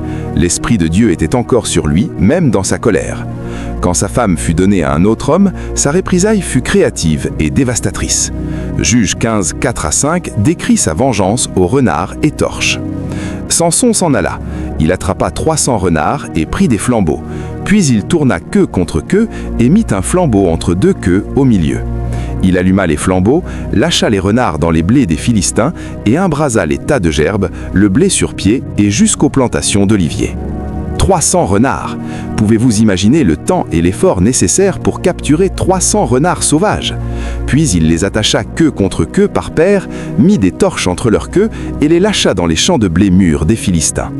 Les renards paniqués coururent dans toutes les directions, répandant le feu partout. Les récoltes entières des Philistins partirent en fumée. C'était brillant, c'était destructeur, et c'était alimenté par une rage personnelle, pas par une direction divine. Ce cycle d'escalade de vengeance atteignit son Pluton quand les hommes de Juda lièrent Samson pour apaiser leurs oppresseurs. Sa réponse devint légendaire. Juge 15, 14, 14 à 15 enregistre la célèbre victoire à la mâchoire. Lorsqu'il arriva à Léchi, les Philistins poussèrent des cris à sa rencontre. Alors, l'Esprit de l'Éternel le saisit. Les cordes qu'il avait au bras devinrent comme du lin brûlé par le feu, et ses liens tombèrent de ses mains. Il trouva une mâchoire d'âne fraîche, étendit sa main pour la prendre, et en tua 1000 hommes. 1000 hommes tués avec la mâchoire d'un âne. Les cordes qui le liaient mendirent comme de la cire, ses liens tombèrent de ses mains, et avec l'arme la plus improbable, une mâchoire d'âne, il massacra toute une armée. Ce n'était pas possible humainement, c'était le doigt de Dieu. Mes amis, remarquez quelque chose d'important ici. Encore et encore, le texte dit « L'Esprit de l'Éternel le saisit ». Malgré la désobéissance de Samson, malgré ses choix selfish, malgré sa vie motivée par ses désirs carnels, l'Esprit de Dieu était encore sur lui. Pourquoi? Parce que l'appel de Dieu est irrévocable, parce que les dons de Dieu ne sont pas retirés, parce que Dieu avait un plan pour Samson qui était plus grand que les échecs de Samson. Romains 11, 29 nous dit « Car Dieu ne se repent pas de ses dons et de son appel. » Mais voici le danger. Le fait que l'onction soit encore sur vous ne signifie pas que vous êtes dans la volonté de Dieu. Vous pouvez avoir des dons spirituels tout en vivant dans le péché. Vous pouvez accomplir des miracles tout en étant hors de la volonté de Dieu. Vous pouvez avoir la puissance sans avoir la pureté. Et c'était exactement le problème de Samson. Il avait la force de Dieu. Il avait l'onction de Dieu. Il accomplissait même les desseins de Dieu en harcelant les Philistins. Mais il n'avait pas le cœur de Dieu. Après ses victoires militaires, Samson jugea Israël pendant 20 ans. 20 années où il aurait pu grandir en maturité spirituelle. 20 années où il aurait pu apprendre la maîtrise de soi. 20 années où il aurait pu devenir l'homme que Dieu l'avait appelé à être. Mais Samson n'apprit jamais. Sa faiblesse pour les femmes étrangères continua. D'abord avec la prostituée de Gaza qu'il visita au mépris du danger. Juges 16, 1 à 3 raconte comment il échappa à un piège. Samson partit pour Gaza. Il y vit une femme prostituée et il entra chez elle. On dit aux gens de Gaza, « Samson est arrivé ici ». Et ils s'environnèrent et se tinrent en embuscade toute la nuit à la porte de la ville. Samson se leva au milieu de la nuit et il saisit les battants de la porte de la ville et les 2 poteaux, les arracha avec la barre, les mit sur ses épaules et les porta sur le sommet d'une montagne qui est en face d'Hébron. Il arracha les portes de la ville entière, battants, poteaux, barres et tout, et les porta sur ses épaules jusqu'au sommet d'une montagne. C'était un exploit de force incroyable, mais c'était aussi un acte de rébellion flagrante. Il était dans la ville de l'ennemi, visitant une prostituée, se mettant délibérément en danger. La force de Dieu le sauva encore. Mais chaque fois qu'il échappait aux conséquences, Samson devenait plus audacieux dans son péché, plus confiant dans le fait que sa force le sauverait toujours. Il était sur une trajectoire de collision avec le désastre. Et le nom du désastre était Delilah. Puis vint Delilah, et avec elle, l'apex tragique de l'histoire de Samson. Juge 16, 4 introduit la femme qui serait sa chute. Après cela, il aima une femme dans la vallée de Sorek et qui s'appelait Delilah. Le texte ne dit pas qu'il la désira, il ne dit pas qu'il la voulut, il dit qu'il l'aima. Pour la première fois dans le récit de Samson, nous lisons qu'il aima réellement quelqu'un. Et ce serait cet amour qui le détruirait. L'offre des chefs philistins dans Juges 16, 5 fut énorme. Les princes des Philistins montèrent vers elle et lui dirent « Séduis-le, et vois d'où lui vient sa grande force, et comment nous pourrions nous rendre maîtres de lui. Nous le lierons pour le dompter, et nous te donnerons chacun 1100 cycles d'argent. » 1100 pièces d'argent de chacun des 5 princes philistins. C'était 5500 pièces d'argent au total, une fortune absolue. Delilah n'hésita même pas. Elle vendit Samson pour de l'argent sans une seconde pensée. 3 fois, elle lui demanda le secret de sa force. 3 fois, il donna de fausses réponses. 3 fois, il se libéra facilement quand elle testa ses mensonges. Vous penseriez que la 3e fois, Samson aurait compris qu'elle essayait de le trahir, n'est-ce pas? Mais voici ce qui est choquant.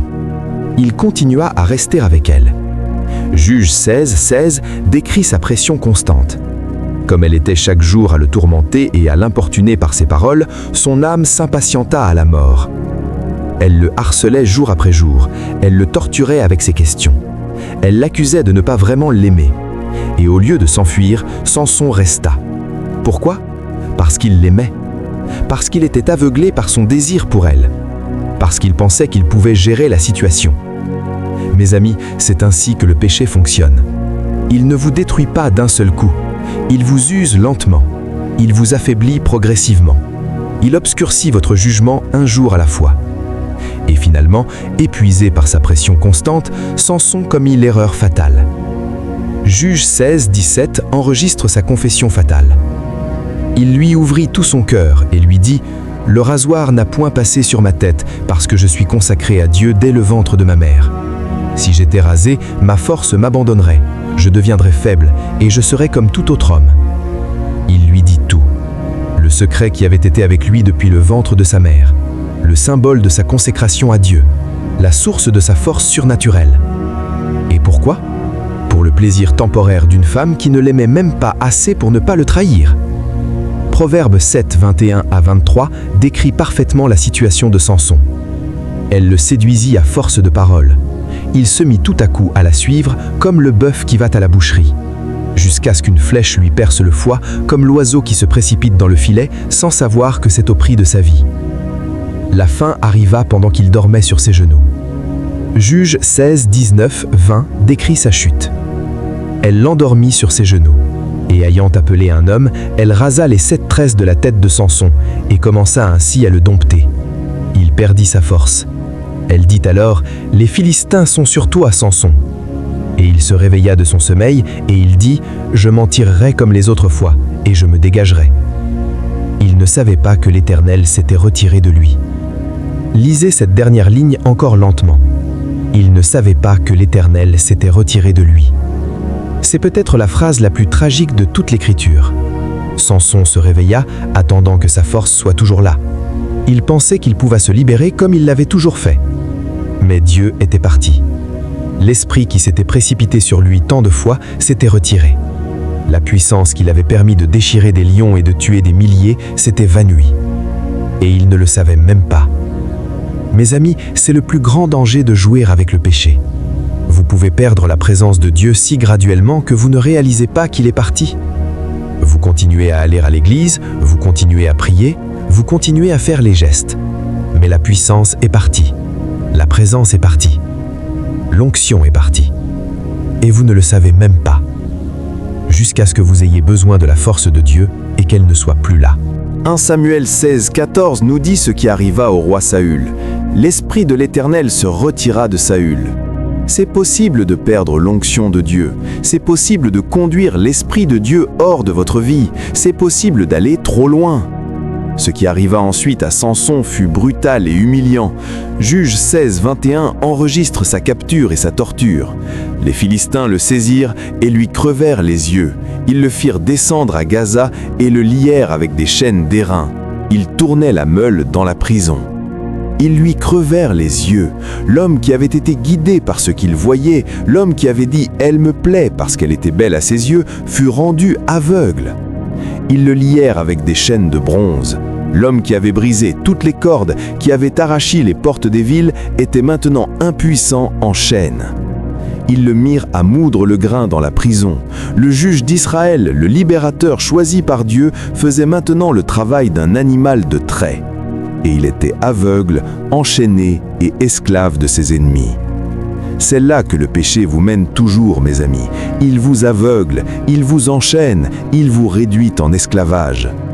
Le péché promet la liberté, mais livre la servitude. Il promet le plaisir, mais livre la douleur. Il promet la vie, mais livre la mort. Galates 6, 7, 8 nous avertit. Ne vous y trompez pas, on ne se moque pas de Dieu. Ce qu'un homme aura semé, il le moissonnera aussi. Celui qui sème pour sa chair, moissonnera de la chair la corruption. Samson avait semé pour la chair pendant des années. Maintenant, il récoltait la corruption. Mais l'histoire ne se termine pas là, parce que même au fond du puits le plus profond, notre Dieu est un Dieu de rédemption. Juge 16, 22 donne un indice d'espoir. Cependant, les cheveux de sa tête recommencèrent à croître depuis qu'il avait été rasé.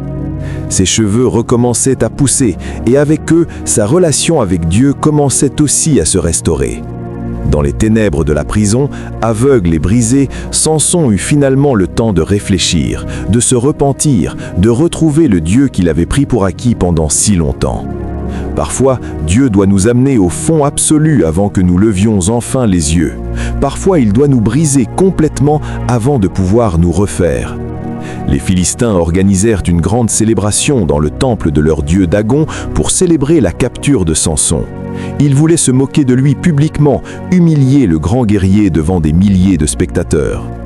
Juge 16, 23 décrit la scène. Or, les princes des Philistins s'assemblèrent pour offrir un grand sacrifice à Dagon, leur dieu. Lorsqu'ils eurent le cœur joyeux, ils dirent qu'on appelle Samson et qu'il nous divertisse. Ils firent donc sortir Samson de la prison et il joua devant eux. Samson, l'homme le plus fort qui ait jamais vécu, était devenu un amusement, un spectacle, une blague. Mais ce qu'il ne savait pas, c'était que Dieu préparait un dernier acte de puissance rédemptrice. Juge 16, 26 plante le décor. Et Samson dit au jeune homme qui le tenait par la main « Laisse-moi afin que je puisse toucher les colonnes sur lesquelles repose la maison et m'appuyer contre elles. » Or la maison était remplie d'hommes et de femmes, tous les princes philistins étaient là, et il y avait sur le toit environ 3000 personnes, hommes et femmes, qui regardaient Samson jouer. 3000 personnes sur le toit, tous les princes philistins à l'intérieur. C'était l'élite de toute la nation ennemie rassemblée en un seul endroit. Et Samson, guidé vers les piliers centraux qui soutenaient tout l'édifice, fit sa dernière prière. Juge 16, 28 enregistre son cri de cœur. Alors Samson évoqua l'Éternel et dit « Seigneur éternel, souviens-toi de moi, je te prie. Ô Dieu, donne-moi de la force seulement cette fois et que d'un seul coup je tire vengeance des Philistins pour mes 2 yeux. Souviens-toi de moi. Pas « use-moi parce que je le mérite », pas « je t'ai toujours obéi », juste « souviens-toi de moi ». C'était la prière d'un homme brisé, la prière d'un homme qui savait qu'il avait tout gâché, la prière d'un homme qui dépendait entièrement de la miséricorde de Dieu. Et savez-vous quoi? Dieu répondit. Juge 16, 29, 30 enregistre le climax final. Et Samson embrassa les 2 colonnes du milieu sur lesquelles reposait la maison et il s'appuya contre elles. L'une était à sa droite et l'autre à sa gauche. Samson dit « Que je meure avec les Philistins ». Il se pencha fortement et la maison tomba sur les princes et sur tout le peuple qui y était. Ceux qu'il fit périr à sa mort furent plus nombreux que ceux qu'il avait tués pendant sa vie. Dans un dernier acte de force surnaturelle, Samson fit tomber le temple entier. Les piliers s'effondrèrent, le toit s'écrasa, des milliers de Philistins, décluant tous leurs leaders, furent écrasés dans les décombres. Et Samson mourut avec eux. Mais notez ce que dit le texte. Ceux qu'il fit périr à sa mort furent plus nombreux que ceux qu'il avait tués pendant sa vie. Pendant 20 ans, Samson avait harcelé les Philistins. Il en avait tué des centaines. Mais dans cet dernier acte de foi sacrificielle, il tua des milliers et décapita le leadership ennemi entier. Sa plus grande victoire vint dans sa plus grande faiblesse. Son plus grand triomphe vint dans sa plus profonde humiliation. Mes amis, c'est la puissance de la rédemption. Hébreux 11, 32, 34 liste Samson dans les héros de la foi. Que dirais-je encore, car le temps me manquerait pour parler de Gédéon, de Samson, qui par la foi vainquirent des royaumes. Par la foi. Malgré toutes ses faiblesses, malgré toutes ses erreurs, malgré toute sa désobéissance, la foi finale de Samson métit dans le temple de la renommée de Dieu. Parce que c'est comme ça que notre Dieu est. Il ne nous définit pas par nos faiblesses, il nous rachète à travers elles. Quand nous venons à lui brisés et repentis, quand nous crions « Souviens-toi de moi » du fond de notre prison, il répond toujours. L'histoire de Samson est votre histoire. C'est mon histoire. C'est l'histoire de chaque personne qui a déjà gâché les dons que Dieu leur a donnés. Nous avons tous eu de la force que nous avons gaspillée. Nous avons tous eu des dons que nous avons mal utilisés. Nous avons tous eu des appelés que nous avons compromis. Mais voici les bonnes nouvelles. L'histoire ne se termine pas avec votre échec. Elle se termine avec la rédemption de Dieu. Joël 2,25 promet « Je vous remplacerai les années qu'ont dévoré la sauterelle ». Peu importe combien d'années vous avez gaspillé, peu importe combien de fois vous êtes tombé, peu importe à quel point vous vous sentez brisé aujourd'hui, si vous criez à Dieu « Souviens-toi de moi », il le fera. Il peut encore vous utiliser, il peut encore accomplir ses desseins à travers vous, il peut encore transformer votre messe en message, votre test en témoignage, votre tragédie en triomphe. Parce que notre Dieu se spécialise dans la transformation des échecs en héros. Il transforme les aveugles en voyants, les enchaînés en libres, les faibles en forts. Alors aujourd'hui, où que vous soyez dans votre voyage, sachez ceci, votre histoire n'est pas finie. Si vous êtes dans la prison de votre propre création, aveugle à cause de vos propres mauvais choix, enchaîné par les conséquences de votre péché, il y a encore de l'espoir. Vos cheveux peuvent repousser, votre force peut revenir, votre relation avec Dieu peut être restaurée. Tout ce qu'il faut, c'est une prière simple et honnête, « Seigneur, souviens-toi de moi ». Et il le fera, parce que c'est qui il est, c'est ce qu'il fait, c'est sa nature même de racheter, restaurer et renouveler. 2 Corinthiens 5, 17 déclare « Si quelqu'un est en Christ, il est une nouvelle créature. Les choses anciennes sont passées, voici toutes choses sont devenues nouvelles. » Aujourd'hui peut être votre nouveau commencement, aujourd'hui peut être votre jour de rédemption. Cette histoire vous a-t-elle touché ? Vous a-t-elle montré que même dans vos pires échecs, Dieu peut encore vous racheter? Alors abonnez-vous maintenant et activez la cloche pour plus d'histoires d'espoir. Cliquez sur like si vous croyez que Dieu donne toujours des secondes chances. Partagez cette vidéo avec quelqu'un qui a besoin de savoir que leur histoire n'est pas terminée. Commentez « Dieu peut encore m'utiliser » et rejoignez-nous pour la prochaine vidéo où nous découvrirons que notre Dieu ne nous abandonne jamais, peu importe combien de fois nous tombons. Que Dieu vous bénisse, famille de Maison de la Prière de la Foi. Chapitre 4. Jephté, le fils rejeté devenu libérateur. Après le chaos et la violence du règne d'Abimélec, Israël avait désespérément besoin de stabilité. Et Dieu la leur fournit à travers 2 juges qui régnèrent dans la paix, apportant le genre de leadership stable qui ne fait pas les gros titres, mais qui maintient les nations fonctionnelles. Juge 10, 1 à 2 introduit le premier leader paisible. Après Abimélec, Tola, fils de Pua, fils de Dodo, homme d'Issachar, se leva pour délivrer Israël. Il habitait à Shamir, dans la montagne d'Éphraïm. Il fut juge en Israël pendant 23 ans, puis il mourut et fut enterré à Shamir. 23 ans de service tranquille. Le texte ne nous parle d'aucune grande bataille que Tola mena ou de victoire miraculeuse qu'il remporta. Il n'y a aucune mention d'oppression ennemie pendant son époque ou de délivrance dramatique. Parfois, le meilleur leadership empêche les problèmes au lieu de résoudre des crises. Tola se leva pour sauver Israël, non pas par la guerre, mais par un jugement sage et constant qui permit à la nation de guérir. Il servit fidèlement pendant 23 ans, puis il mourut et fut enterré. Pas de fanfare, pas de célébration massive, juste la fidélité tranquille qui honore Dieu. Après la mort de Tola, un autre juge spécifique prit sa place, apportant une prospérité visible à la terre. Juge 10, 3 à 5 décrit le règne remarquable de Jaïr. Après lui, se leva Jaïr, le Galaadite, qui fut juge en Israël pendant 22 ans. Il avait 30 fils, qui montaient sur 30 ânons et qui possédaient 30 villes, appelées encore aujourd'hui bourgs de Jaïr et situées dans le pays de Galaad. Et Jaïr mourut et fut enterré à Camon. 30 fils montant 30 ânes et contrôlant 30 villes. Cela montrait une expansion et une richesse sans précédent. Les ânes étaient des animaux précieux, et en avoir 30 indiquait des ressources substantielles. Le plus impressionnant, ces villes portaient le nom de sa famille, jusqu'à ce jour, montrant que son héritage était permanent. Ce n'étaient pas des conquêtes temporaires qui disparurent quand il mourut, c'étaient des colonies établies qui durèrent des générations. Ensemble, Tola et Jaïr donnèrent à Israël 45 ans de paix, de prospérité et de croissance stable. Leur règne prouvait que la nation pouvait prospérer sous un leadership pieux, même quand ce leadership n'était ni tape à l'œil ni miraculeux. Mais la paix et la prospérité mènent souvent à une complaisance spirituelle, préparant la scène pour la prochaine grande rébellion d'Israël. Les 45 ans de paix sous Tola et Jaïr avaient été un âge d'or, mais la prospérité fit que les gens oubliaient la source de leur bénédiction. Quand les 2 juges furent morts, la vraie condition spirituelle de la nation devint horrifiante, dans l'apostasie la plus complète de l'histoire d'Israël. Juge 10, 6 décrit leur rébellion dans une étendue à couper le souffle. Les enfants d'Israël firent encore ce qui est mal aux yeux de l'Éternel. Ils servirent les Baals et les Astartés, les dieux de Syrie, les dieux de Sidon, les dieux de Moab, les dieux des fils d'Ammon et les dieux des Philistins, et ils abandonnèrent l'Éternel et ne le servirent plus. Comptez les groupes de faux dieux. Les Baals, les Astartés, les dieux de Syrie, les dieux de Sidon, les dieux de Moab, les dieux des fils d'Ammon et les dieux des Philistins. 7 groupes différents de fausses divinités. Ce n'était pas seulement ajouter quelques dieux supplémentaires à leur culte, c'était un marché spirituel complet où Israël servait tous les dieux qu'il rencontrait.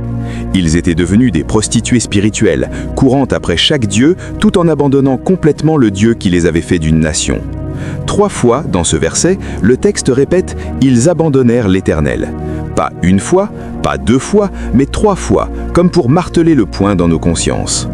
Israël avait complètement abandonné le Dieu qui les avait sauvés d'Égypte, les avait protégés dans le désert, leur avait donné une terre riche et les avait aimés avec un amour éternel. Et qu'avait-il choisi en place? Des statues de stone et de bois qui ne pouvaient voir, n'entendre, ne parler ou ne sauver. Ésaïe 44, 10 à 11 moque l'absurdité de l'idolâtrie. Les fabricants d'idoles ne sont tous que néants. Qui est-ce qui fabrique un dieu ou font une idole pour ne retirer aucune utilité? Comment est-ce possible? Comment un peuple qui avait vu tant de miracles pouvait-il tomber si bas? Mais mes amis, avant de juger trop rapidement les Israélites, examinons nos propres cœurs. Combien de dieux modernes servons-nous? Notre Baal pourrait être le confort matériel, notre Astarté pourrait être la reconnaissance sociale, notre Molech pourrait être l'ambition professionnelle. Nous ne nous prosternons pas peut-être devant des statues, mais nous sacrifions notre temps, notre famille, notre intégrité, notre santé sur les autels de nos idoles personnelles. Nous disons que Dieu est le premier, mais nos calendriers racontent une autre histoire. Nous déclarons qu'il est notre priorité, mais nos choix révèlent où est vraiment notre cœur. Matthieu 6 de 21 nous avertit « Car là où est ton trésor, là aussi sera ton cœur ». La réponse de Dieu à la rébellion d'Israël fut rapide et douloureuse. Juge 10, 7 à 8 enregistre son jugement. La colère de l'Éternel s'enflamma contre Israël, et il les vendit entre les mains des Philistins et entre les mains des fils d'Ammon. Ils opprimèrent et écrasèrent les enfants d'Israël cette année-là, et pendant 18 ans, tous les enfants d'Israël qui étaient de l'autre côté du Jourdain, dans le pays des Amoréens, en Galaad. Ils deux ennemis puissants attaquant de deux directions opposées, les Philistins de l'ouest, les Ammonites de l'est. Pendant 18 ans, Israël était pris dans un étau, avec des armées ennemies les écrasant des deux côtés. Leur prospérité confortable disparut, alors que des soldats étrangers pillaient leurs richesses et réduisaient leur peuple en esclavage. Quand ils crièrent finalement à Dieu, sa réponse fut différente de ses interventions rapides précédentes. Les mots de Dieu en Juge 10, 13 à 14 furent durs, mais mérités. « Mais vous, vous m'avez abandonné, et vous avez servi d'autres dieux. C'est pourquoi je ne vous délivrerai plus. Allez, invoquez les dieux que vous avez choisis, qu'ils vous délivrent au temps de votre détresse. Allez crier aux dieux que vous avez choisis, laissez-les vous sauver maintenant. » C'était la confrontation divine la plus sévère dans tout le livre des Juges. Dieu n'en avait assez de leur rébellion cyclique, de leur repentance superficielle, de leur retour constant aux mêmes signes. Il voulait savoir si leur repentance cette fois-ci serait différente. Et elle le fut. La repentance d'Israël cette fois était genuine. Juges 10, 15 à 16 enregistrent à la fois leurs paroles et leurs actions. Les enfants d'Israël dirent à l'Éternel « Nous avons péché, traite-nous comme il te plaira. Seulement, daigne nous délivrer aujourd'hui. » Et ils ôtèrent les dieux étrangers du milieu d'eux et servirent l'Éternel, qui fut touché des maux d'Israël. Ils ne se contentèrent pas de s'excuser, ils détruisirent réellement leurs idoles. Cette action concrète prouvait leur sincérité. Et le cœur de Dieu fut touché de compassion malgré sa juste colère.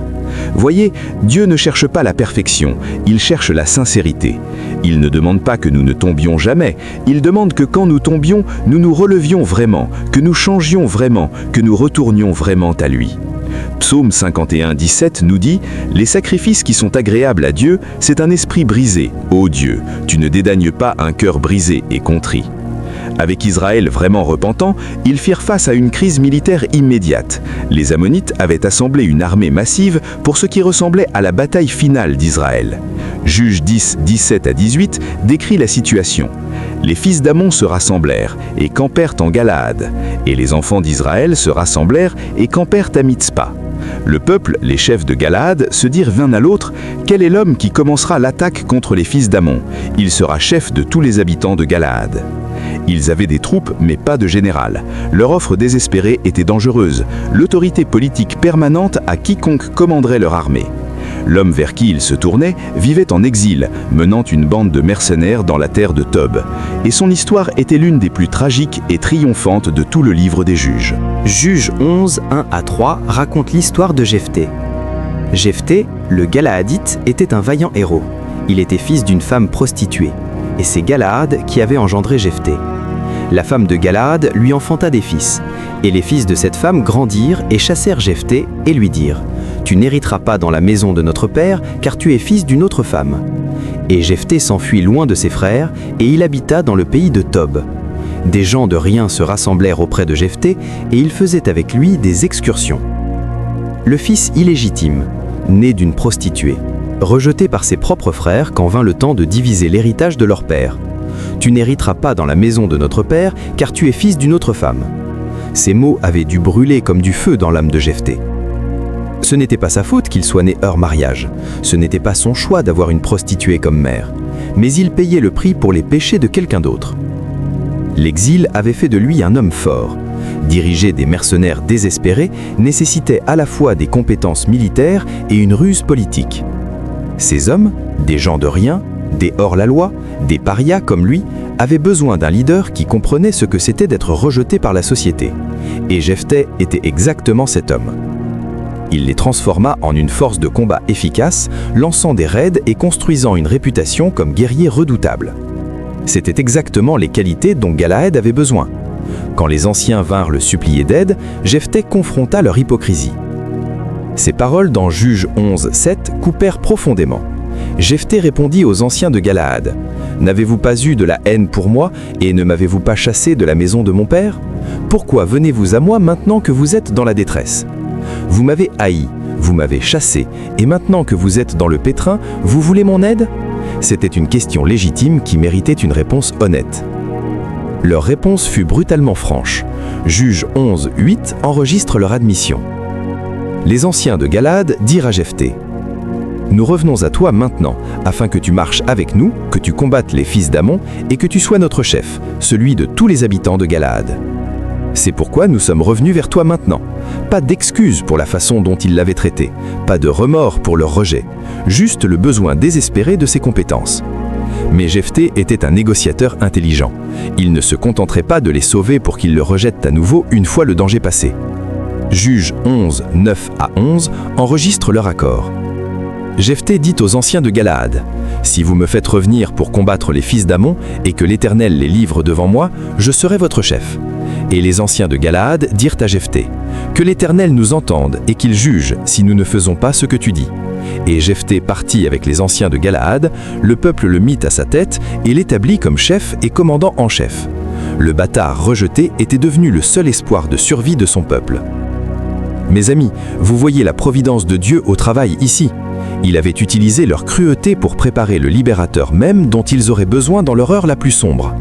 Les années que Jephthé avait passées en exil n'avaient pas été gaspillées. Dieu les utilisait pour le former, le façonner, le préparer pour ce moment précis. Romains 8:28 nous promet : « Nous savons du reste que toute chose concourt au bien de ceux qui aiment Dieu, de ceux qui sont appelés selon son dessein. Votre rejet ne peut pas annuler l'appel de Dieu, votre passé douloureux ne peut pas empêcher le plan de Dieu. Si vous avez été rejeté par votre famille, si vous portez la honte des péchés de quelqu'un d'autre, si vous vous sentez comme un paria, sachez ceci, Dieu n'a pas terminé avec votre histoire. Il peut prendre votre douleur et la transformer en puissance. Il peut prendre votre rejet et le transformer en destinée. Il peut prendre le bâtard déprisé et en faire le libérateur dont toute une nation a besoin. » Avant de mener Israël au combat contre les Ammonites, Jephthé essaya d'abord la diplomatie.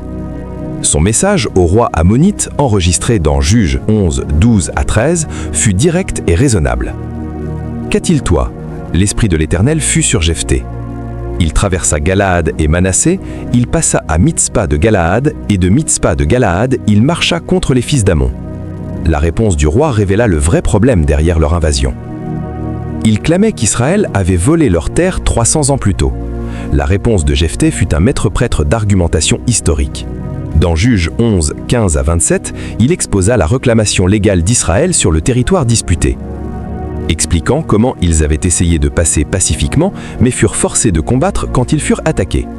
Il rappela au roi qu'Israël possédait la terre depuis 300 ans et demanda pertinemment : « Je ne t'ai point offensé, et tu agis mal avec moi en me faisant la guerre. Que l'Éternel, le juge, soit aujourd'hui juge entre les enfants d'Israël et les fils d'Ammon. » Mais le roi ammonite n'était pas intéressé par des arguments légaux ou des solutions pacifiques. Juges 11:28 enregistre son refus. Le roi des fils d'Ammon n'écouta point les paroles que Jephthé lui fit dire. La mission diplomatique échoua complètement et la guerre devint inévitable. C'était le test final de Jephthé. Pouvait-il vraiment mener Israël à la victoire contre une armée qui les avait oppressés pendant 18 ans, où son leadership se terminerait en désastre, validant le rejet de ses frères ? À ce moment crucial, quelque chose de surnaturel se produit.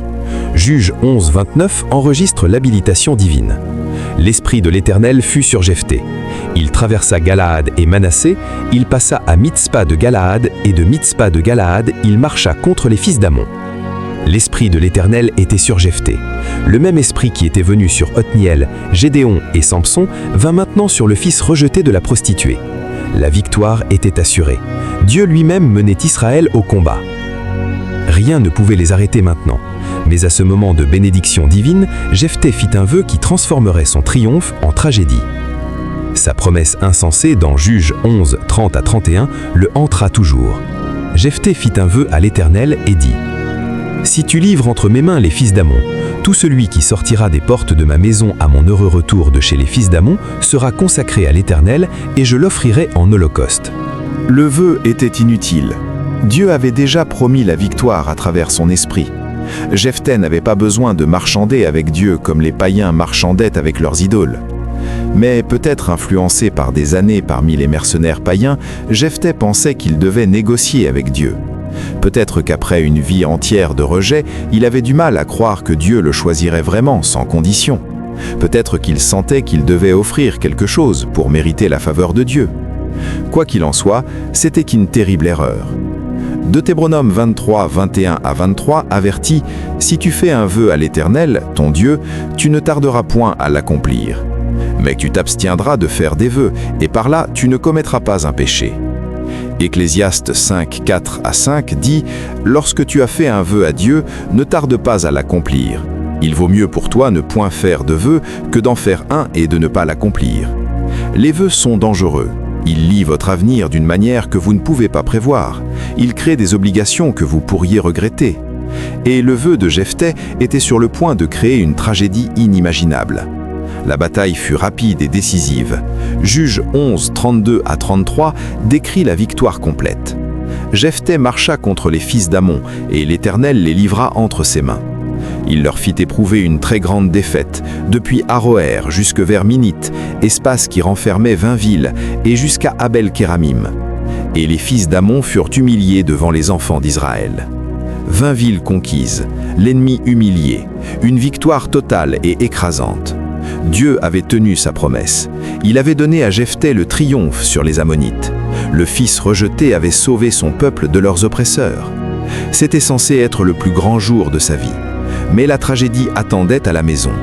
Le moment qui aurait dû lui apporter la plus grande joie devint la source d'une douleur inimaginable. Juge 11, 34 enregistre la scène déchirante. Jephthé retourna dans sa maison à Mitzpa, et voici sa fille sortie au-devant de lui avec des tambourins et des danses. C'était son unique enfant, il n'avait point de fils et point d'autre fille. Sa fille, pas un serviteur, pas un esclave, pas un animal, sa propre et unique enfant. Elle sortit dansant avec des tambourins, célébrant la victoire de son père, l'accueillant chez lui comme le héros national qu'il était devenu. Et à la minute où il la vit, Jephthé réalisa l'horreur de ce qu'il avait juré. Juge 11, 35 capture son angoisse. Dès qu'il la vit, il déchira ses vêtements et dit « Ah, ma fille, tu me jettes dans l'abattement, tu es au nombre de ceux qui me troublent. J'ai fait un vœu à l'Éternel, et je ne puis le révoquer. J'ai ouvert ma bouche au Seigneur, et je ne peux pas revenir en arrière. » Le vœu qu'il avait fait si imprudemment, le marché qu'il avait conclu avec Dieu sans réfléchir aux conséquences, était maintenant venu réclamer l'unique chose qu'il chérissait le plus au monde. Mais la réponse de sa fille révéla une foi qui faisait honte à celle de son père. Juge 11, 36 enregistre ces paroles nobles. Elle lui dit « Mon père, si tu as fait un vœu à l'Éternel, traite-moi selon ce qui est sorti de ta bouche, maintenant que l'Éternel t'a vengé de tes ennemis, des fils d'Amon. » Elle était prête à mourir pour honorer la promesse de son père à Dieu, même si cette promesse avait été faite de manière insensée. Elle demanda seulement 2 mois pour pleurer sa virginité avec ses amis dans les montagnes. Puis elle revint à son père, et il accomplit son vœu. Juge 11, 39 à 40 enregistre la fin tragique. Au bout des 2 mois, elle revint vers son père, et il accomplit sur elle le vœu qu'il avait fait. Elle n'avait point connu d'homme. De lors s'établit en Israël la coutume que tous les ans, les filles d'Israël s'en vont célébrer la fille de Jephthé le Galaadite 4 jours par année. Une vie gaspillée à cause d'un vœu imprudent. Une jeune fille innocente sacrifiée à cause de la promesse impulsive de son père. Mes amis, cette histoire doit nous remplir de chagrin. Elle doit nous apprendre à faire attention à ce que nous promettons à Dieu. Ne faites pas de vœux dans l'émotion du moment. Ne promettez pas des choses à Dieu pour essayer de le manipuler pour qu'il vous donne ce que vous voulez. Ne marchandez pas avec Dieu comme s'il était un Dieu païen qui a besoin d'être soigné. Notre Dieu est un Dieu de grâce. Il nous donne des victoires non pas parce que nous promettons des choses, mais parce qu'il nous aime. Jacques 1,5 nous dit « Si quelqu'un d'entre vous manque de sagesse, qu'il la demande à Dieu, qui donne à tous simplement et sans reproche. » Vous n'avez pas besoin de faire de promesses élaborées pour obtenir la faveur de Dieu. Demandez-lui simplement, croyez-le et obéissez-lui. Même après la grande victoire de Jephthé et sa tragédie personnelle, les ennuis d'Israël n'étaient pas terminés. La tribu d'Éphraïm, toujours prompte à s'offenser, était furieuse d'avoir été exclue de la campagne contre les Ammonites. Leur plainte dans Juges 11:1 fut dure et menaçante. Les hommes d'Éphraïm se rassemblèrent, partirent au nord et dirent à Jephthé « Pourquoi es-tu allé combattre les fils d'Ammon sans nous avoir appelés à marcher avec toi? Nous voulons incendier ta maison et te brûler avec elle. » C'était la même plainte qu'ils avaient faite à Gédéon hier des années auparavant. Mais cette fois, leur menace était explicite et mortelle. Contrairement à Gédéon, qui avait dévié leur colère avec des paroles humbles et des louanges diplomatiques, Jephthé mit leur agression avec une force égale. Sa réponse dans Juges 12:2-3 fut brutale et sans compromis. Jephthé leur répondit « Nous avons eu de grandes contestations, moi et mon peuple, avec les fils d'Ammon, et quand je vous ai appelés, vous ne m'avez pas délivré de leurs mains. Voyant que tu ne venais pas à mon secours, j'ai exposé ma vie et j'ai marché contre les fils d'Ammon. L'Éternel les a livrés entre ses mains. Pourquoi aujourd'hui montez-vous contre moi pour me faire la guerre ?» La bataille fut rapide et brutale. Juges 12:4 enregistre le conflit. Jephthé rassembla tous les hommes de Galaad et livra bataille à Éphraïm. Les hommes de Galaad battirent Éphraïm.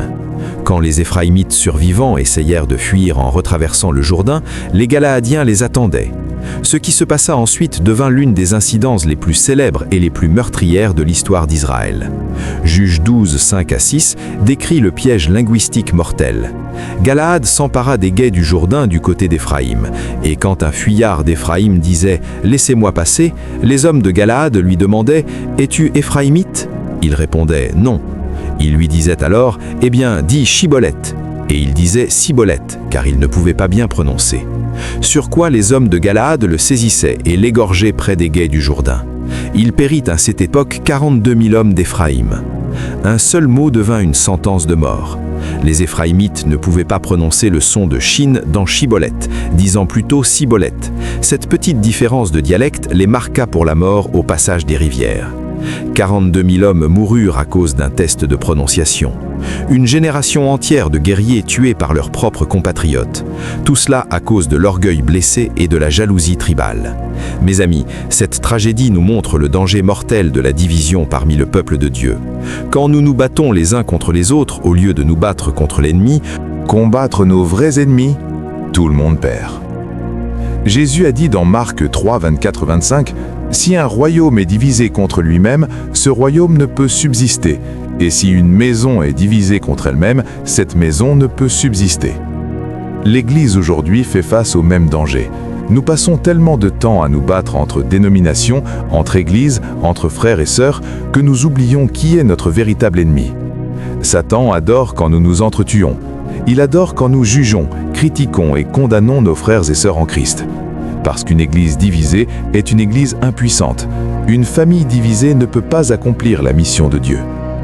Jean 13:35 nous dit « À ceux-ci tous connaîtront que vous êtes mes disciples si vous avez de l'amour les uns pour les autres. Pas si nous avons raison, pas si nous gagnons les arguments, mais si nous nous aimons. » Après la mort de Jephthé, 3 juges mineurs fournirent une stabilité brève. Ibsan avec ses mariages internationaux pour 30 fils et 30 filles, Élon pour 10 années paisibles et Abdon avec sa famille prospère de 40 fils et 30 petits-fils montant des ânes. Mais le schéma familier revenait toujours. Juges 13:1 enregistre la plus longue oppression d'Israël. Les enfants d'Israël firent encore ce qui est mal aux yeux de l'Éternel, et l'Éternel les livra entre les mains des Philistins pendant 40 ans. 40 ans sous domination étrangère montraient à quel point Israël était tombé spirituellement et militairement. Mais Dieu préparait déjà son prochain libérateur. Pas à travers un appel dans l'âge adulte, mais à travers une consécration depuis le ventre. Et son nom serait Samson. Mais cela, mes amis, est une histoire que nous avons déjà racontée. Aujourd'hui, laissez l'histoire de Jephthé vous parler. Si vous avez été rejeté, si vous portez des cicatrices de votre passé, si vous vous sentez comme un paria, sachez que Dieu peut encore vous utiliser puissamment. Votre histoire de rejet peut devenir votre histoire de rédemption. Votre douleur peut devenir votre plateforme. Votre tragédie peut devenir votre témoignage. Mais apprenez aussi de ses erreurs. Ne faites pas de vœux imprudents. Ne promettez pas des choses à Dieu dans l'émotion du moment. Et surtout, ne laissez pas l'orgueil et la division détruire l'unité du peuple de Dieu. parce que nous sommes une famille, nous sommes un corps, nous sommes l'Église du Dieu vivant, et ensemble nous sommes imparables, mais divisés, nous tombons. Cette histoire vous a-t-elle touché? Vous a-t-elle montré que Dieu peut utiliser même ceux que les autres ont rejetés? Alors abonnez-vous maintenant et activez la cloche. Cliquez sur like si vous croyez que votre passé ne détermine pas votre avenir. Partagez avec quelqu'un qui se sent rejeté et qui a besoin d'espoir. Commentez « Dieu peut transformer mon rejet en destinée ». Rejoignez-nous pour la prochaine vidéo où nous découvrirons encore plus de la fidélité de Dieu envers son peuple. Que Dieu vous bénisse, famille de Maison de la Prière de la Foi.